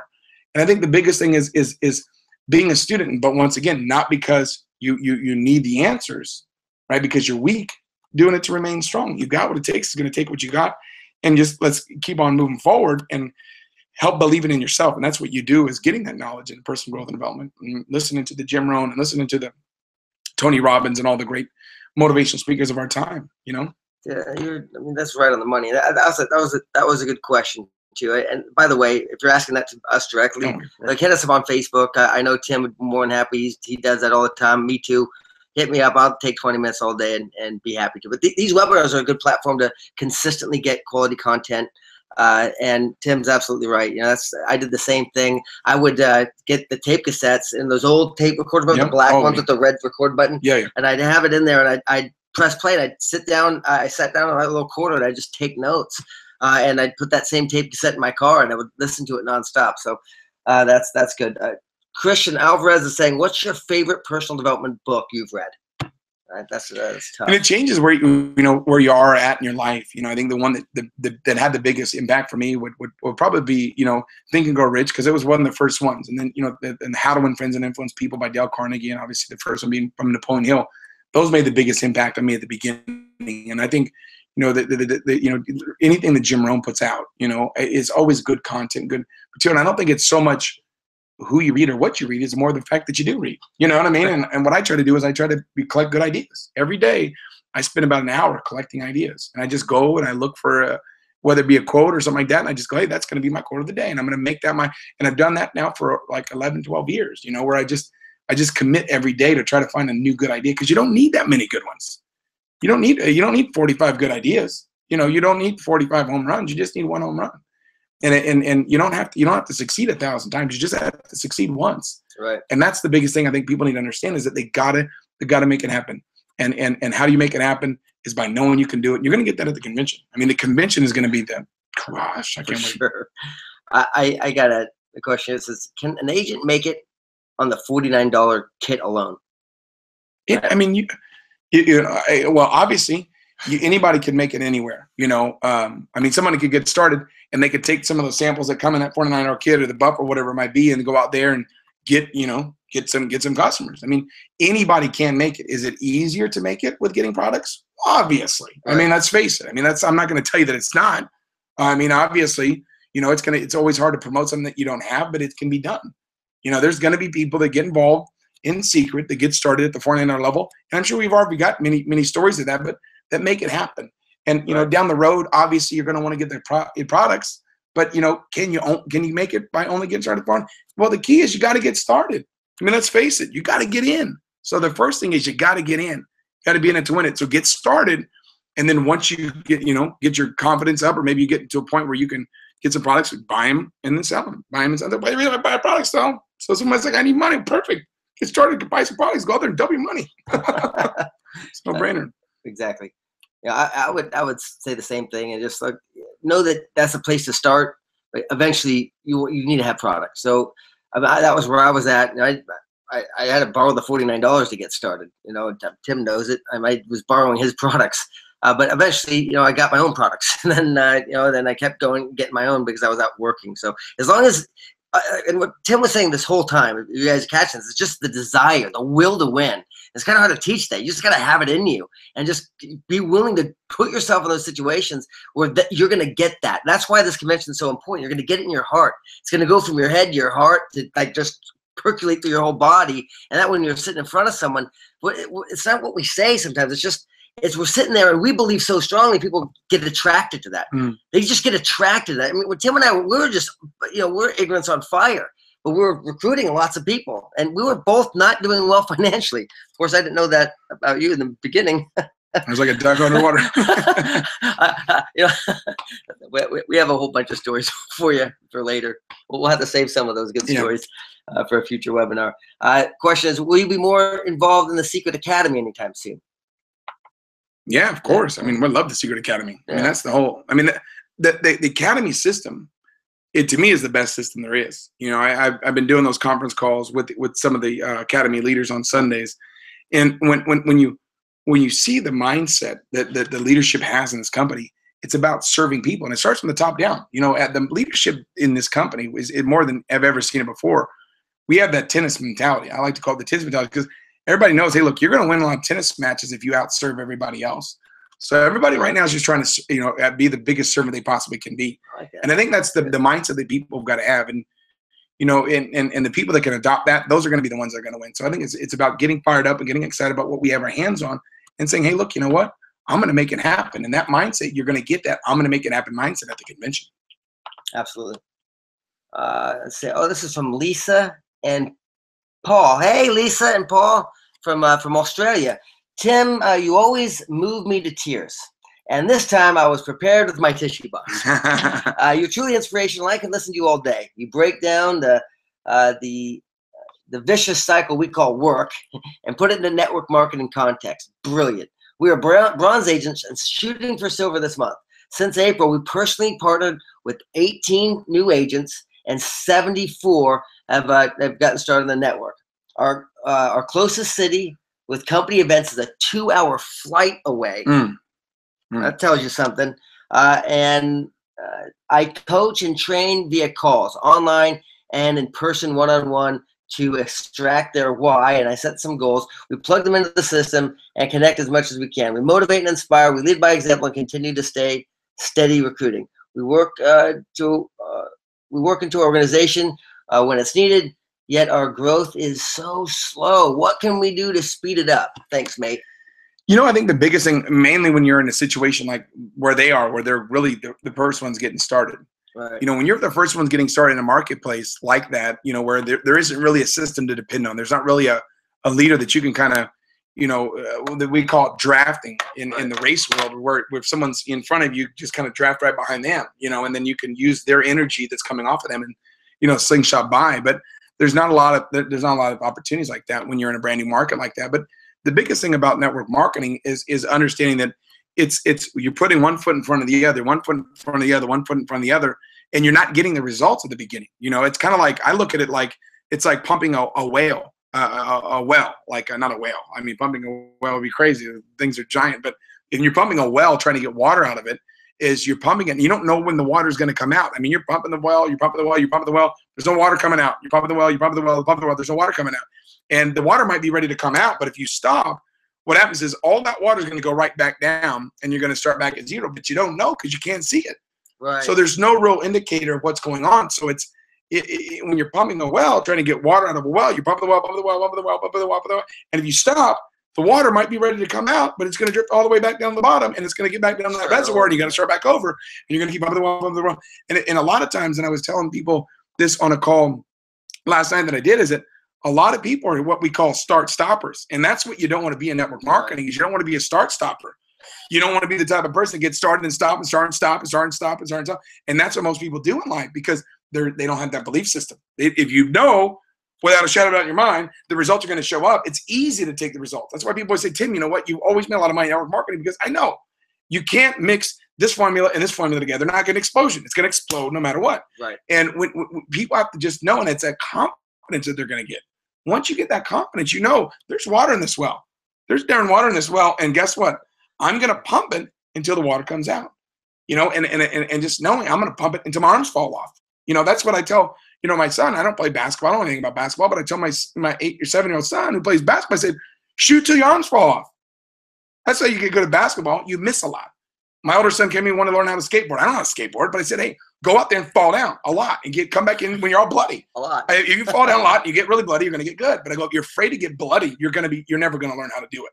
So the only way to do it is by failing. A lot of times people are afraid to fail. And I don't even understand the concept because the only way to succeed is failure. Failure is not an end result. It's a stepping stone to success. You know, that's all it really is. So as long as you learn from it, it's not really a failure. It's a learning experience. So when you go out there and you talk to somebody that you don't get the response you want, don't say, oh, well, you know what? That person's just, you know, terrible. Or that person's, you know, this, that, and the other thing. Don't blame them. Blame you. What could I have done differently? What could I have done better? And if you look at yourself and you analyze yourself, you can always change that. But if you blame them, you can't really, you know, influence them. But you can influence your own self, and it's that own self-development. So the key is you're doing the right thing by getting on these webinars. Your key is to stay steadfast, stay focused, and know that you might. How many recruits do you need? Right? I mean, how many big recruits do you need? How many Timbers do you need to sign up? How many Josh do you need to sign up? How many Josh Wiles do you need to sign up? How many John Moss do you need to sign up? How many Jesse McPherson's? You don't need that many big leaders to make a lot of money in this industry. Right. Okay? And you're one recruit away from big momentum. And that's the thing that I think a lot of times people, they get so caught up in going through the daily disciplines, they forget that all they need is one big recruit to come in here and blow the doors off this thing. And all of a sudden now they think that that person's great. Wow, that person's a genius. Look who they sponsored. Well, you know what? I'm not a genius. I was just lucky enough to be your sponsor. I mean, that's really what it is. You get a couple good leaders and you look like a genius. But guess what? If those leaders didn't sign up, you wouldn't look like a genius. So it's just, hey, you're one or two recruits away. Pumping it, never stop pumping, and it happens. You knowing that those people are going to show up. Exactly. There's people out there in that small town that this person's at, Australia, that are looking for an opportunity. They don't even know what network marketing is. and they're going to get started in network marketing, and it's going to become one of the top money earners in Australia. They're going to be one of the top money earners in the world for Seacret. And knowing that person's out there, I mean, I can tell you just from experience, when I got involved in network marketing, my first initial list of 100, on that first initial list of friends that I knew, 3 of them became millionaires in this industry. 3 of them became millionaires and are still top money earners. They're all around the world, but they're on the list. You understand? It doesn't make a difference. Those people are on everybody's list. Those people weren't any special. It was the fact that they were just looking. Right. People are looking, but if we're hesitant to call them or scared to call them, or they're going to feel that fear. So we just got to raise our belief system and get fired up and excited about what we found to be special for our lives. That's how you become successful in these things. Golden happiness right here. I get so fired up. Mike Harrington, he says, I'm 61 years old. I'm from the same company as I was in a previous company. He had to get a job, and I'm good at networking, but I want the time freedom back. Mm-hmm. I guess he's probably good at the job. I think you're probably good at the networking too, but so I want my time freedom back. My wife and sons deserve my best. Can you get to 10 grand, I'm assuming a month, in 90 days, or at least close? This is the last run for me. Tell me straight. There's no question that you can. The key is understanding that you don't have to quit your job to make it happen. Right. I think a lot of times I meet people that are like, man, I don't have the time. And you got to realize that it doesn't take time. If I own a vending machine, I don't have to watch it. Right. You know what I mean? You don't have to watch the vending machine in order for it to make money. You know what I mean? It's going to make money on its own. Right. So it's not a matter of time that you put into this. It's a matter of the chips falling in place, meaning what? Meaning that this person that you see it, getting them to the next base, and getting them to the next base until they see the big picture. So I think a lot of times is it wrapped up. They get so caught up in, I got to put more time in, but they really don't. It's not more time. It's more belief. You just got to raise that belief. So when you do talk to someone, they know, hey, look, this person's going for it. They're going to make it happen. Here's the thing I try to teach people is when you talk to people about the secret opportunity, people don't have to be convinced that they can make it happen. They have to be convinced that you're going to make it happen. You understand? Because you can't convince someone else of anything other than how you feel. And when people get done talking to you, they have to know, wow, this person's going to become successful. This person's going to make it happen. And that's going to attract them to the business. So it's not time that you put in. It's about, guess what? It's about understanding you have these contacts that people that introduce them to the opportunity, and don't ever stop pumping the darn well. Keep pumping that well, and the water's going to come out. Don't give up. And know that you're one recruit away. How many, if you sponsor 2 Josh Wiles, one on your left, one on your right, you're done in this industry. I mean, you're going to make a fortune. So people have to realize, can you make $10,000? You can make, a fortune in this business. I mean, we got people, but don't say, hey, look, you know what? It can't happen for me. You got to believe that it can happen. You got to believe, more importantly, and this I'll tell you, oh God, is the nugget, is it's not so much about believing in the opportunity. Everybody believes in Seacret. Seacret's a no-brainer. It's not about believing in leadership. Leadership, that they're good. They're going to make it happen. And it's also not, guess what, so much about believing in yourself, because that no matter what, if you keep going through the numbers, you're going to, you can't share a good idea long enough and not eventually fall on the right people. It's about believing in your prospects. And I think that's what a lot of people nowadays, I see them, is they get so caught up in, I've got to go through this, I've got to go through this, and I do this, but you got to believe in the people. Believe in the people that you're introducing the opportunity, and know that it's possible for them. Because when you know that they can do it, you know that they can win, you know they can succeed, it gets you so fired up to talk to them, because hey, look, this is something that you could become really successful at. So I think the biggest thing that when I see people lack in belief, it's the belief in their prospects. Right. I don't know if I can do it. And if you don't believe you can do it, you don't believe someone else can do it. Is that come from I'm just trying to, I'm asking this story because I think about it going back. Does it come from you talk to so many people and they say no, no. And then after a while, we kind of expect everyone's just going to say no, so we don't believe in them. That's it. That's exactly what it is. People, or maybe they'll introduce the business to somebody, they might get started, they might not explode or become successful. And they might start thinking to themselves, well, you know what? Maybe everybody introduces them. So I always look at everybody. When I sign someone up, I always expect them to become wealthy. I mean, that sounds crazy, but that's really how I do it. Every person, I've seen you. Yeah, it's like you have to become successful. You have to become wealthy because you can do it. So when you really believe in people and you really believe that it's possible, You know, you're gonna. I mean, there's people that I brought into the industry back in the days that never made it, that would have made it now, knowing what I know. And unfortunately, when you're learning in this business, you learn through trial and error. Where you get someone started that could be successful, but you don't know how to lead them, and they end up not making it. And you look back and go, man, you know what? If I now knowing what I know, if I would have got that person started, man, it'd be a different story. So it's unfortunate that you learn by, I don't want to say trial and error, but you really learn through experience. I mean, that's where you learn. Yeah, you can read a book and learn from other people's experience. You can, you know, go listen to a train like this and learn from someone else's experience. But unfortunately, the best teacher is your own personal experiences. And when you go out there and you get someone started and you get them started and maybe it doesn't work out well, then you kind of learn, hey, look, you know what? I kind of messed up on that one, and maybe what can I do differently next time? So I just think that the biggest thing about becoming successful in direct sales in this industry is always put one foot in front of the other, always accept the responsibility if things aren't going the way that you want, to look in the mirror. My mentor said, hey, Tim, look in the mirror because you'll find your problem and your solution. And I think when you have that type of mentality where, you know, I can grow, I can succeed, I can win, and so can everybody else, that belief's going to come through in the people that you talk to. So the key is raise your belief. Know that your friends can become wealthy with this opportunity. That you guys, I really did work at a go-kart track. I really did hold a sign that said no bumping. I really wore an orange vest and a peak hat. That was really me. You said Josh Denne really was working in a machine shop many years ago. So just realize that just because you know somebody, their past doesn't have to equal their future, because it's their heart. And there's people out there that you know right now that are their heart's on fire, and they might not be successful their first year. I mean, let's face it, right? Some people don't become successful first year, but guess what? You can. It's impossible. Years. It's impossible to fail if you as long as you. My mentor told me this, Tim. There's only one surefire way to fail in this business. Yeah, number one is not start. Automatic failure. If you don't get started, you automatically fail. That's true. Guaranteed failure. And the second way is to quit. As long as you don't quit, you're bound to find someone that's going to come in. And I mean, it doesn't matter who you are. I mean, people out there are, you want to be, it's not like we're asking people, hey, look, you know what, can you donate some kidneys? You know what I mean? You want to donate some kidneys. Nobody wants to donate. I mean, I'm sure there are people that do, but golly, that would be tough. We're not driving up, you know, it's not like we're doing something so ridiculously hard. Do you want a better quality of life?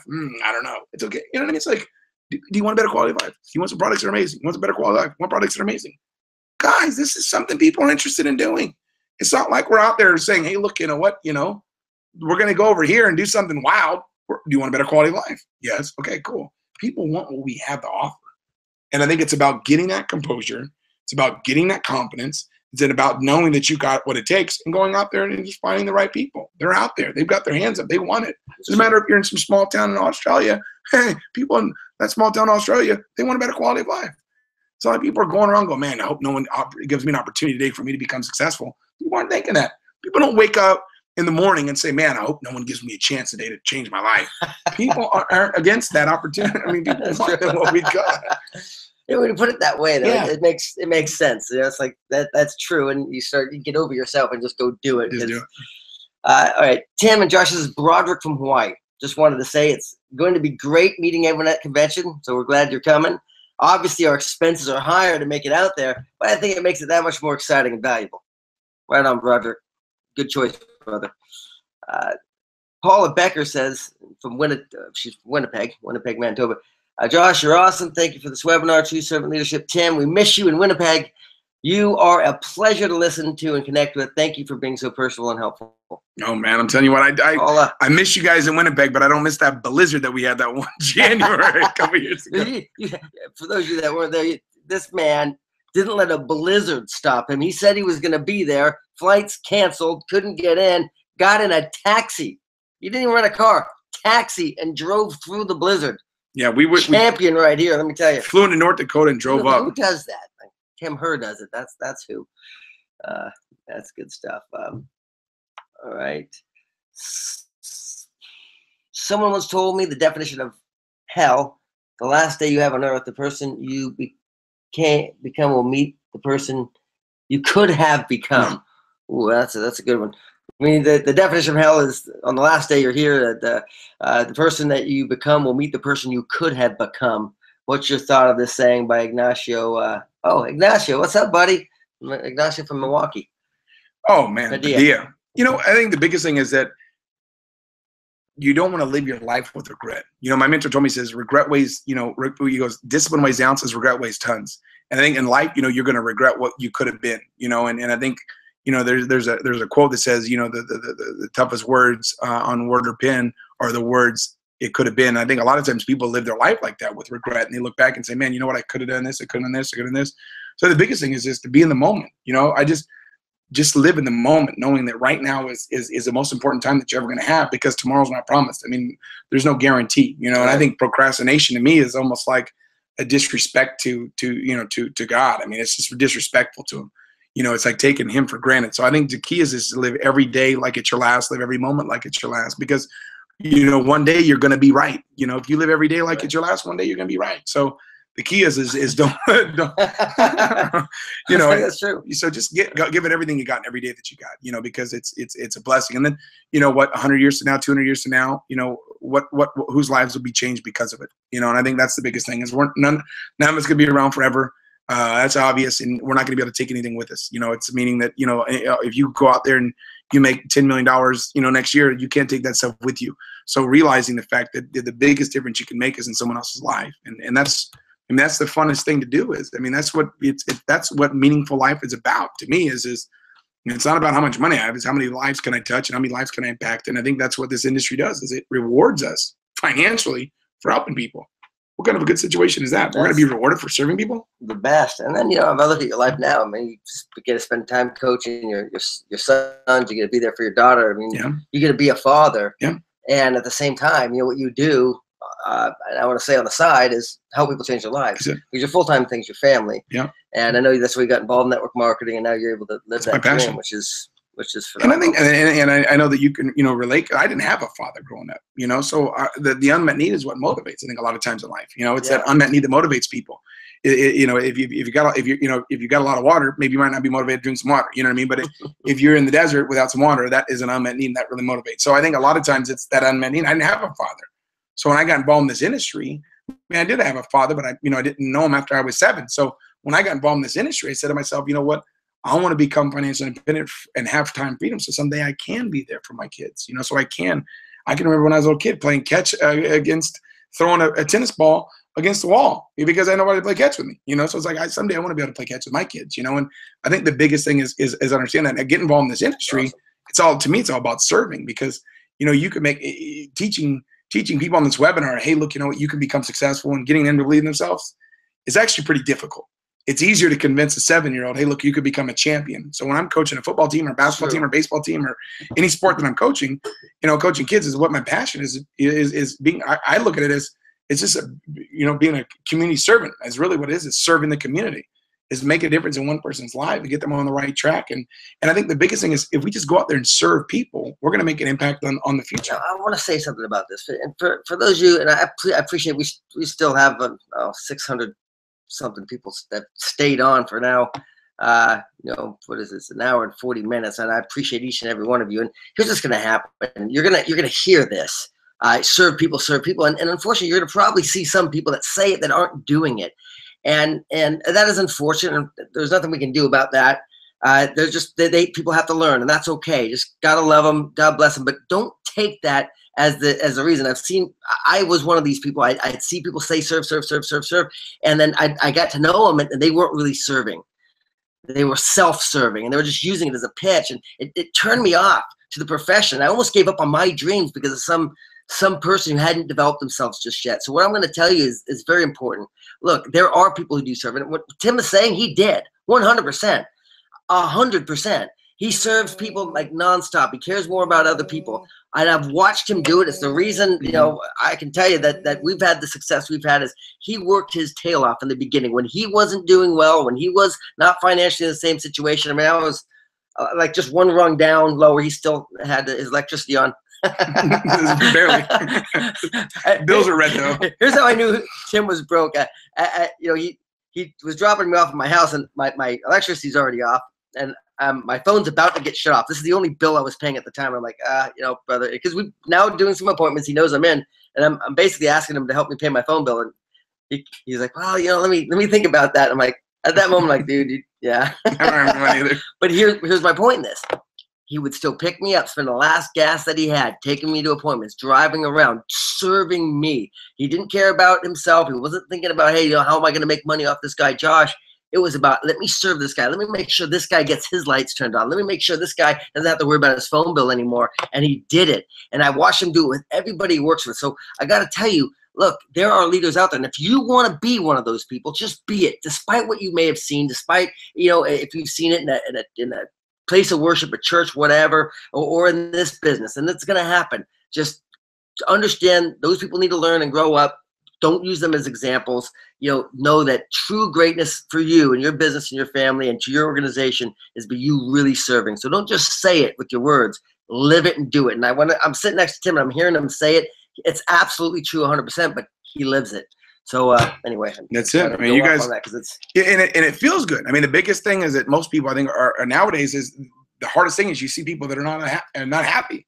You see, all these people that are out there in the world. And the biggest thing is happiness comes from helping others. I mean, it's the greatest feeling in the world, and I mean, I love doing it with people in this business, because obviously of the financial gain, there is a big reward financially as well. You know what I mean? But I like doing it for free. I spend 6 hours a day coaching a Pop Warner football team, and I've done that for 9 years, 10 years, every this time of the year is always the same thing. It's like, boom, 6-10 hours a week coaching football.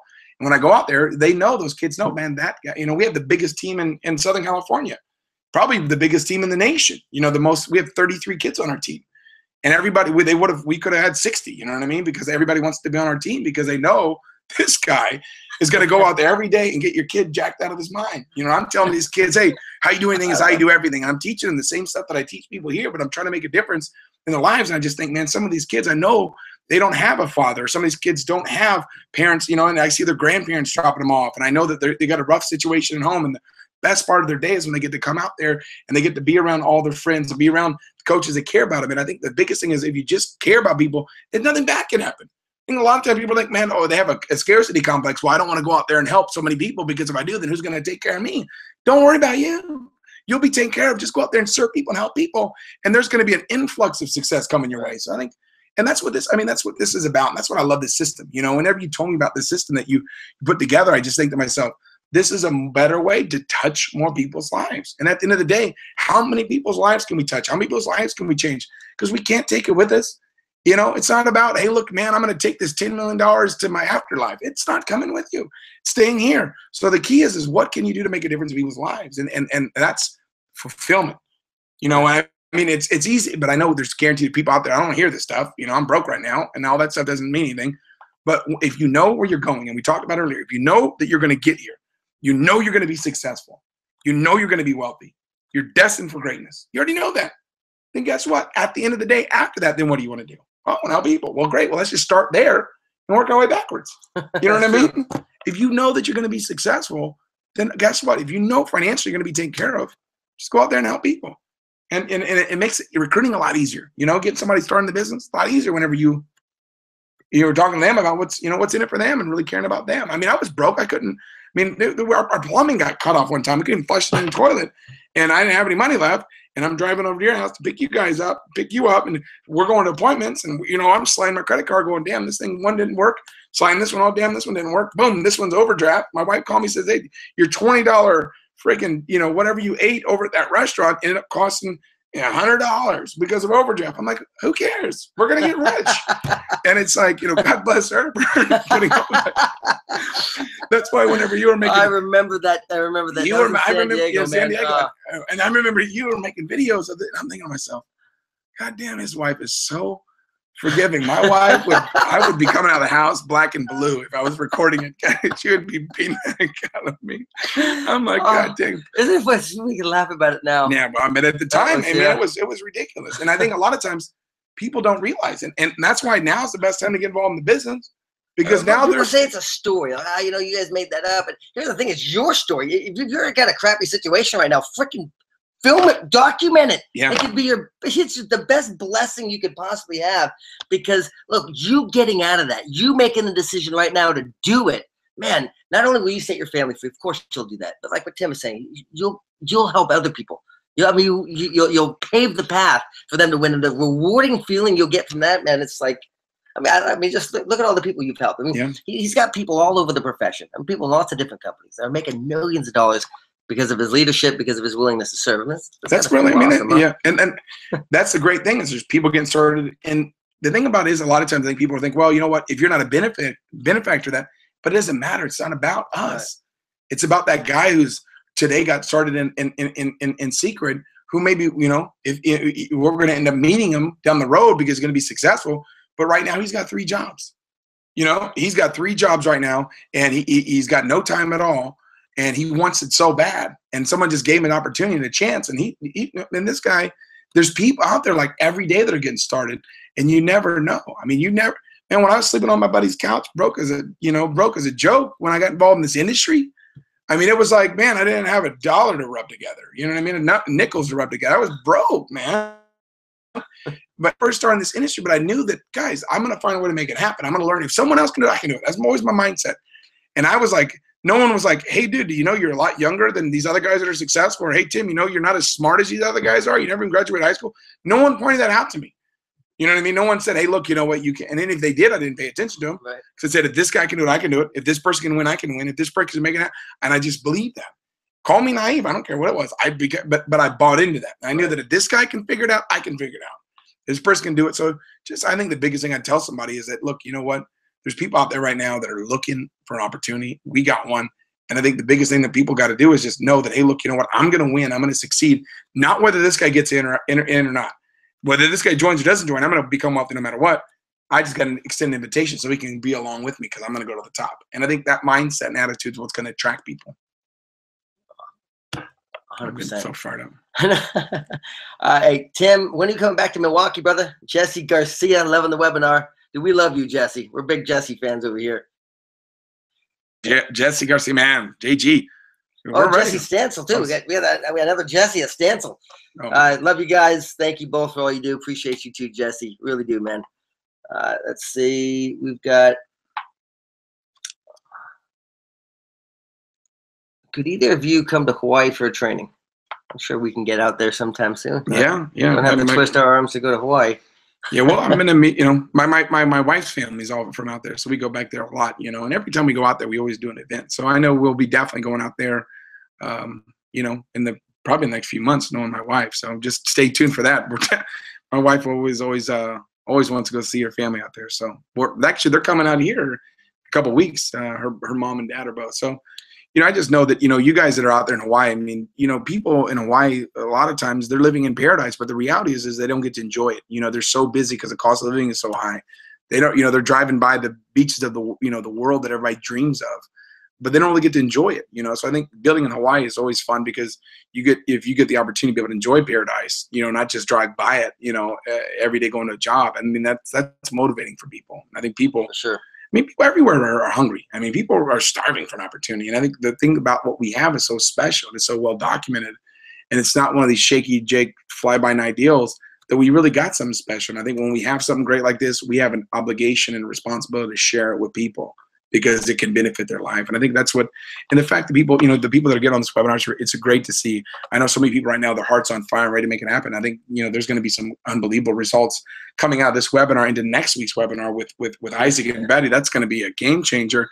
And then flying into the convention right after that, a couple weeks later. I mean, there's so many things that are happening right now. I told somebody the other day, and I was doing a conference call for a group. I told them, I said, hey, every day right now, after the convention, it's going to take 30 days to equal one of these days. Yeah. Meaning one day right now, how much the results are, it could take 30 days of effort to equal one of these days right now. That's, you know, minimum. Maybe 60 days. That's what I was thinking, 30, because going into the convention, that thing's going to be such a big game changer. So 1 hour is worth 30 hours. 1 day is worth 30, you know, 1 day's worth 30 days. 1 week's worth 30 weeks. I mean, basically it's almost a year. 1 week right now, you know, it's almost worth 52. And it's so, right. I mean, that's that feeling of urgency that everybody's got right now, where it's like, oh my God, we have to hurry up. We have to introduce people to this business now, because if we get them started, they can introduce a couple people for the convention. Those people go to the convention, you know, 4 or 5 people. The difference between 4 or 5 people going to the convention and on your team that are brand new and then 0. I mean, there's a big difference. So the timing right now is so critical. And I think we pointed that out earlier, but man, I'm just so excited for this convention coming up, because I know I mean, when I heard those announcements, I'm just like, what? Oh my God, man. I don't even get me started on that. I can't believe what they're doing. Guys, it's ridiculous. Hi, Josh and Tim. Good to see you both. How can I attract serious agents who are interested in building the business? I seem to be getting agents who only are not even willing to buy a package. Shall I give them my 100% as I usually do? Love you, Rika. Hey, Rika. You know, the thing I would say too about that, yeah, and the thing about this is, if you want to recruit somebody serious, just become, you know, you're going to recruit what you are. You know, there's this law called the law of magnetism. You know, you're going to recruit what you are, not what you want. And I think a lot of times you look at it and you say, okay, what do I want my distributors to look like? What do I want my agents to look like? And if you make a list of what you want your agents to look like, just be that person and you're going to attract them. Not so much, I want them to look like this. I mean, meaning committed, dedicated, you know what I mean? Time management, skill set, belief system. And you just have that. You're going to attract what you want. You're going to attract who you are, not what you want. So I think the key is just be that person who's going to help you attract them. 100%. Let's see here. Oh, can we expect some additional actual trainings from the Seacret University with you as a trainer? Jarrett, thank you. I don't know. I'm going to put a lot of my content on my own website. If they ask me to do this stuff, yeah. I think you got some stuff on there, don't you? Yeah, tons of. I mean, on the Seacret Academy stuff. Okay. 100%. Yeah, I love it. Yeah. I love it too. It's phenomenal. I watch it. I show up and take notes. Let's see. We got a couple more here, guys. Looking back at the years from day one to now and looking at all the struggles you went through and reaching your level of success, looking back, what was the one struggle you went through that probably made the difference, and how did you handle it? From Sarah Soto? Sarai. Sarai, sorry. Sarai. You're Sarai. Yeah, was it? We did an event last week for Sarai Soto. Okay. The thing I would say is that, it's the biggest struggle for me was my big first one. I was dead broke. I'd been in network marketing for 6 months, hadn't had any success. So I think I made a $12 check, and I wasn't having any results. And I just knew that I had to get some results. And I remember realizing, hey, look, you know what? I've got to make this happen. And it was like I was headed in a direction with my life where I was going to go, up to Northern California to go to school, and I was going to try to get my life together. And I just realized that that's not what I wanted. I wanted to make it happen in this type of business. I want to be successful in direct sales. And I just knew that it was like, this is something I'd been planning for 2-3 years to do. And I knew that now I'm making up my mind to go in a different direction. So for me, it was that first one that I just said, hey, look, you know what? I've got to do this. I've got to make it happen. And I realized that I had to raise my belief system. So I just started telling everybody that I was going to make $1 million. I was going to make a fortune. And I just started telling people, and people got scared. They was like, man, I want to do it too. I don't want to watch you get. I would tell them, hey, you're either going to watch me get wealthy, or you're going to get wealthy with me. It doesn't make a difference to me, but I'm going the top, over, under, through. And when people could see that, they were like, oh, he is going. He's definitely going. So I think the biggest thing I would try to tell people, and I said it earlier, is the fact that people don't have to be convinced that they can make it happen. They have to be convinced that you're going to make it happen. When you sit down and you explain the opportunity to somebody, and it doesn't come from knowledge. It doesn't, man, I know all this about the ingredients. Don't worry about that.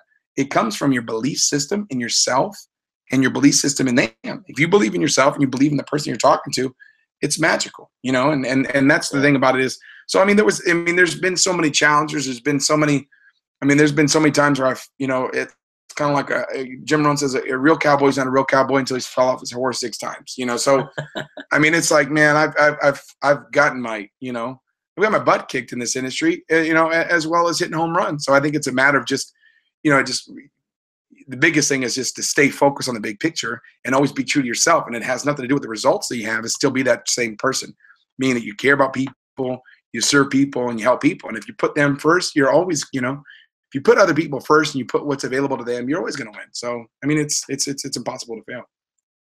Absolutely. Megan Cudmore says, what's the best way to prepare and take action for the Black Friday? I would just say, show up at Revolution. Yeah, be ready. It's build every day, man. Every day, build every day like it's your last. Kai has 57 personal sponsors, and 17 are hardworking in his team. Is this career or age? Not now that age is special, or are these regular numbers in this industry? From Jarrett. I would say they're probably a little bit higher. You I know, would say so too. That's about 1/3 of people crushing it. I mean, you know, bottom line is that it doesn't. Kai is going to have a different result just because of his skill set. The same thing with Josh. If Josh wants someone in the business, they're going to become successful in the business. And it's not so much. It comes from experience. You know, you got to realize even though Kai got involved in this company, people think, oh my God, this guy crushed it out the gates. He was involved for a year, but no one knew. I mean, he was hitting ranks in the company. He even earned the 6-figure ring before even anybody knew he was in the company. So just realize that, you know, people think, he just showed up on the scene one day and was a $250,000 ring earner. Didn't work like that. I mean, he was in the company, but he was under the radar because he was involved in another business that he couldn't come out of the closet with. So just realize that, you got to realize that don't compare your person, just compare yourself to yourself and say, hey, look, am I doing the absolute very best that I can do right now? And if you are, congratulations. If you're not, then step it up. It's really easy to do. It's a decision. So everybody's a decision away. I mean, and just realize that, that everybody can win, everybody succeed, but not everybody will. My mentor told me, says, Tim, you can lead a horse to water, but you can't make him drink. But he said, you can make him thirsty. And that's the skill set, right? That you learn by getting on webinars, turn your car into mobile classroom, reading the good books, coming to the trainings. And it's a slow process. Unfortunately, it's not like 30 seconds in the microwave. It's not like popping popcorn in the microwave. Right. It doesn't happen. Or Wilberbacher doesn't have a magic wand for success. It doesn't pop up like that. It takes time, It takes time. But anything that's meaningful, it takes time, So or Wilberbacher. You come up with this stuff. It's awesome. I remember the very start of Seacret with you guys, but I did not take the massive action at the time. I should have, but still believed. I feel that this is it. The time is now, and I thank you for allowing the journey to be what it needed to be. So I see it now more than ever before. Now I get what you were all talking about, and I'm glad that we're not too late, Rosina. Thanks, Rosina. We love you. I think there's no question, and it's not that it's not too late. I mean, it's still, I think, really early on. I really believe that. I've gotten involved in companies that were, 12, 13, 14 years old and became the top producer in them. And I know that there's never too late. I mean, mainly with this opportunity, it's not even close. This is the prime time to get started, because now you're out of that stage where it may or may not work. It's going to work. Now is the time to get involved. This is the time to get started in Seacret, for sure. Twan from Denver saying, there's a lot of companies like Seacret out there, even having the same types of products from minerals with cheaper price. So who are really about Seacret's competitors? I disagree. There's no companies like Seacret out there at all. I mean, you've got like Premier or some of the other companies that broke off a Seacret in the kiosk that sell at the same price, if not more, but they don't have the same ingredients. They're not product by product. There's no comparison. They don't have the tens of millions of dollars in the formulations. They just don't. So I don't know where you're getting that information from, Twan. I would say I would look into it a little more clearly. Maybe someone's telling you that, but I can assure you that's not true. Yeah, I mean, and here's the deal: look, bottom line is this: the Dead Sea is the same Dead Sea for everybody. You know what I mean? So it's not like we've got a better connection to the Dead Sea, but when you look at the manufacturing facilities, you're getting quality. I mean, that's the biggest thing. Is You're talking about the world's largest manufacturer in the world. And they're not doing direct. It's not like they've got 3 or 4 companies that are doing direct sales, but they're not doing. It's an exclusive situation. We're the only company that they manufacture for that they don't own. So I think the biggest thing to look at is, but look, bottom line is I can take someone's product and come pretty close. I can take someone's compound and come pretty close. But you can't take someone's leadership until people can start cloning people. There's never going to be another Seacret. Okay, if you can clone an Isaac Ben Shabbat, then hey, look, let's talk. Maybe if you've got some cloning mechanism and you can make that happen, then maybe you've got a chance. But if you don't have the ability, technology to clone someone, and you don't get a chance to get part of his DNA to clone him, you're not going to be able to duplicate what we're doing here. That's true. And Twan, I appreciate what you're saying. I get it. Take Apple, for example, the iPhone. This phone is not the best phone on the market by far.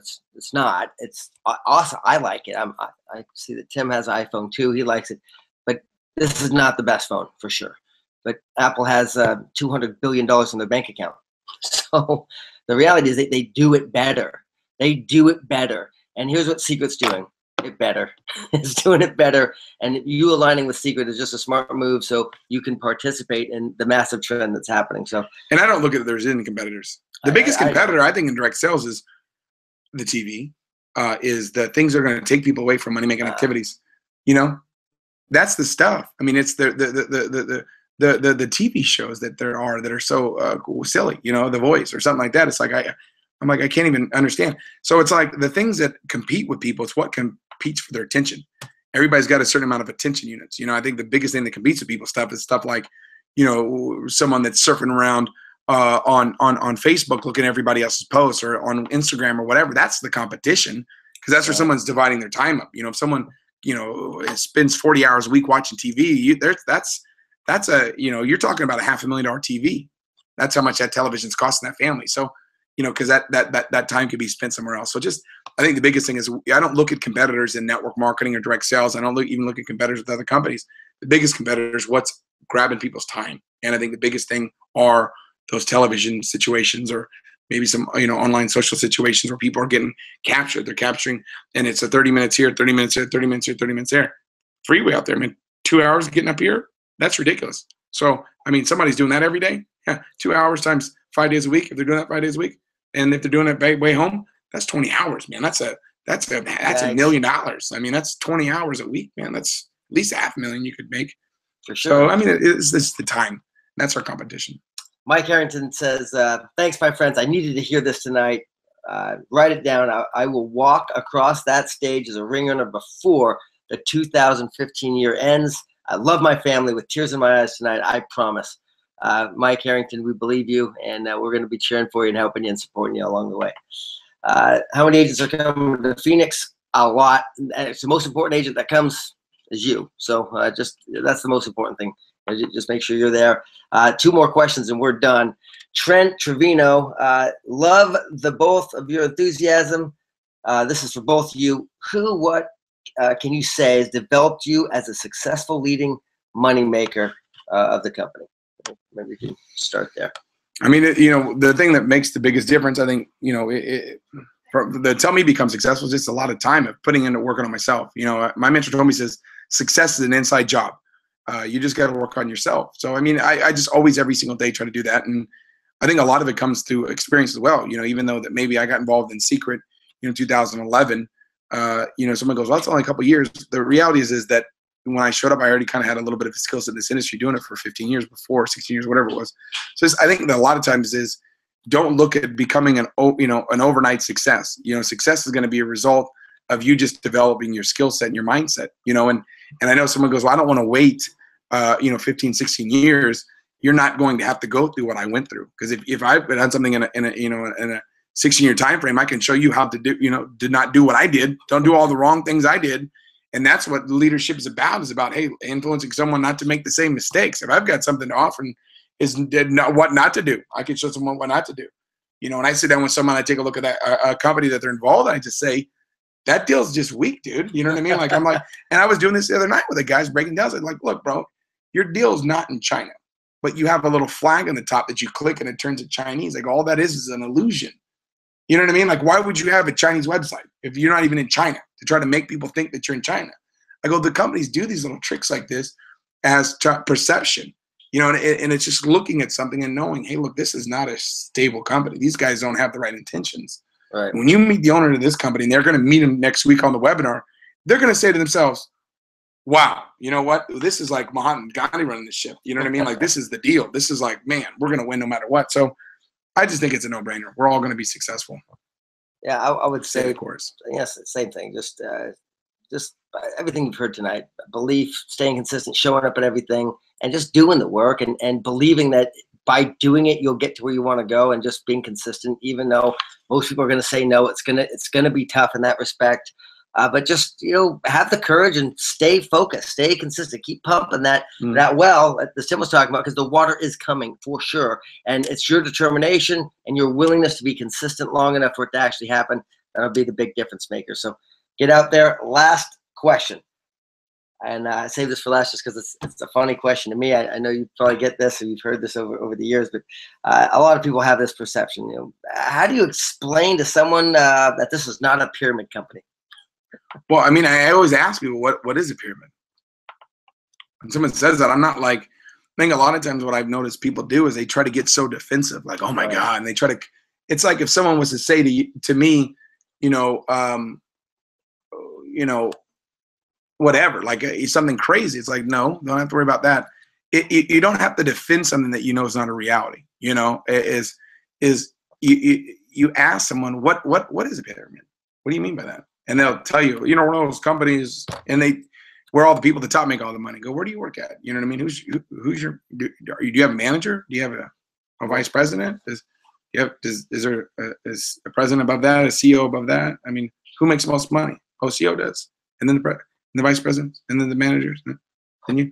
That looks like the people at the top. You're doing make all the money. So I try to help them understand. It's like, it's just, I mean, but I'm not really worried about that because I know I'm talking to someone that's uneducated.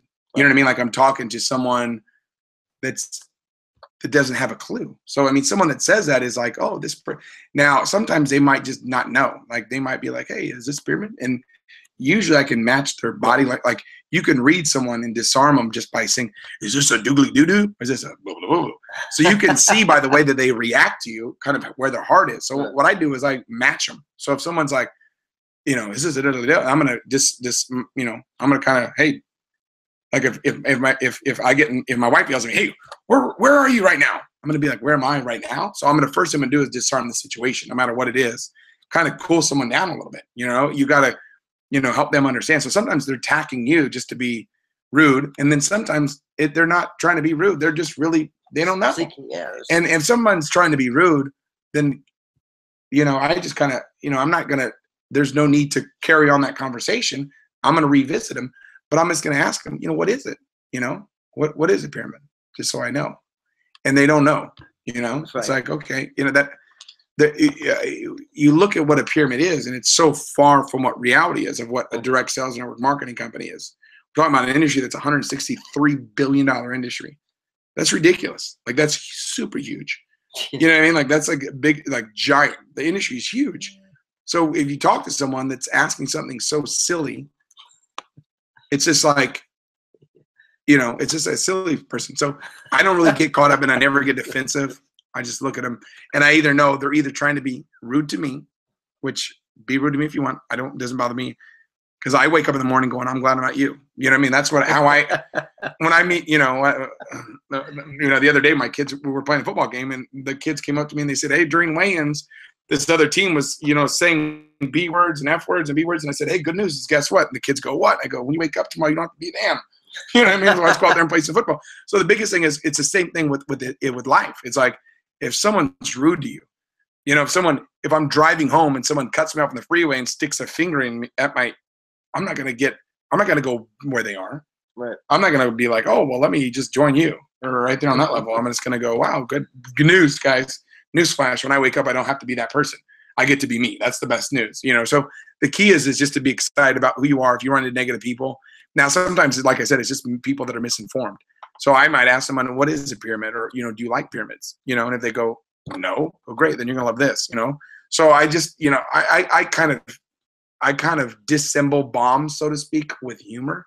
You know what I mean? Because that's kind of my personality is, instead of being, you know, distraught and trying to get all upset, I just will kind of laugh at the situation, you know? So I just think, you know, it's a personal, you know, experience of how you are as a person. But biggest thing is don't get caught up in negative people.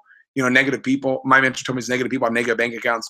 Don't get caught up in being one of those people no matter what. You know, I always try to rise above the clouds, you know. Right. And hey, when you know, if you're flying with the eagles, you're going to attract some hunters. You know what I mean? There's going to be some duck hunters out there. They're going to get mistaken. But the key is if you just rise above it, you don't have to worry about it. And I think that's the biggest thing that we've really created that culture in Seacret, where it's like, you know, in Seacret, we've created that culture where if you're running negative people, there's no need to throw mud, because then everybody's just going to get muddy. Rise above the situation, right, and just be that leader. So that's the thing about it. When someone says it's a pyramid, what is a pyramid? You know, do you like pyramids? Then you're going to love this. You know, no, I hate pyramids. Great. Then you're going to love this. You know, so just right. The key is just have fun, believe in what you're doing, knowing that we're talking about 137 billion or 167 billion dollar industry. I mean, the numbers are out of control. Yeah. You know, you go on the DSA website and you can see all the numbers there, but it's over the top. I mean, how big this industry is.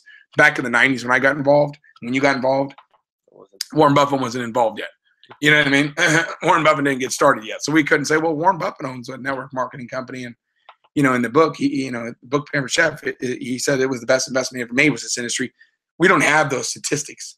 but you don't have to get defensive. Right. That's the biggest thing. I think a lot of times people, well, you know what, Warren Buffett owns one of these companies, and Richard Branson owns one of these companies, and and it's like, dude, calm down. We're not on trial here. You know what I'm saying? Like, there's no Johnny Cochran over here, bro. We don't need to be Johnny Cochran.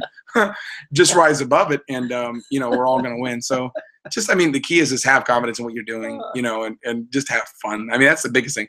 And I know, Josh is big. You just gotta have fun. I mean, I actually learned that from hanging out with you. I used to be so damn uptight doing network marketing. I mean, I might make money, but I would hate it. And I just learned from you. It's like, man, you teach me. It's like, this guy has fun. I didn't know you could actually have fun and make network marketing work. So enjoy your life and enjoy the moment. And I learned that from being around you. More than anything else, is you just did it. I was like, man, this is what the key is that I've got to do, is enjoy the journey. Because bottom line is, where you're going, you're going to get there, and it's going to happen no matter what. And it might take, if you said 6 months, it might take a year. If you say a year, it might take 2. If you say 6 months, it might take 3. Who knows? We don't know when that water's going to come out that well, but we know that we're going to keep on pumping, and we know we're going to have fun in the process. If you're going to pump the well anyways, might as well have a smile on your face. That's so true. Well, look, you guys, I see that there's still an army of you guys on. I appreciate you hanging in there and being here. This will be up for replay. We're going to be doing this from now on. It'll be up for replay only up until Sunday night. We're going to take it down. We're going to archive it. We'll make it live again in a few months. So just know I want to make sure it's mastered and it's put up right and edited for a future copy. So just know that moving forward, we do have the next webinar coming up. But any final words for you guys? Man, this is timing. Josh said it best. The timing is now. I mean, this is it. Now's the time. So you got to be thinking to yourself, man, between now and next week, with Betty Perez and having Isaac Ben-Shabbat, with the convention right around the corner, there's never been a more time to be urgent than right now. I mean, this is the time right now to say, hey, look, you know what? I'm going to take all out massive action. And even if I've only got a little bit of time, I know a lot of people now that they may have to pick their kids up at school, and then take their kids to daycare, do this or that or that. They have all these things that are going on. But guess what? Whatever time they have, put it into business. That's the one thing that I did. When I first got involved, I didn't have a lot of time. But guess what? The time that I did put in, it was really focused and laser beam focused. So I think the key is to renew that focus, renew that commitment, go all out. We got this convention right around the corner, and make sure that you realize that every person you get there to that convention could be the difference maker. Yep. And you're going to have an opportunity to be challenged. People are going to say, hey, should I get these products over here, or should I get to the convention? And now you got to deal with an integrity issue, because if you get someone at the convention, you're not going to get a monetary paycheck for doing that, right away.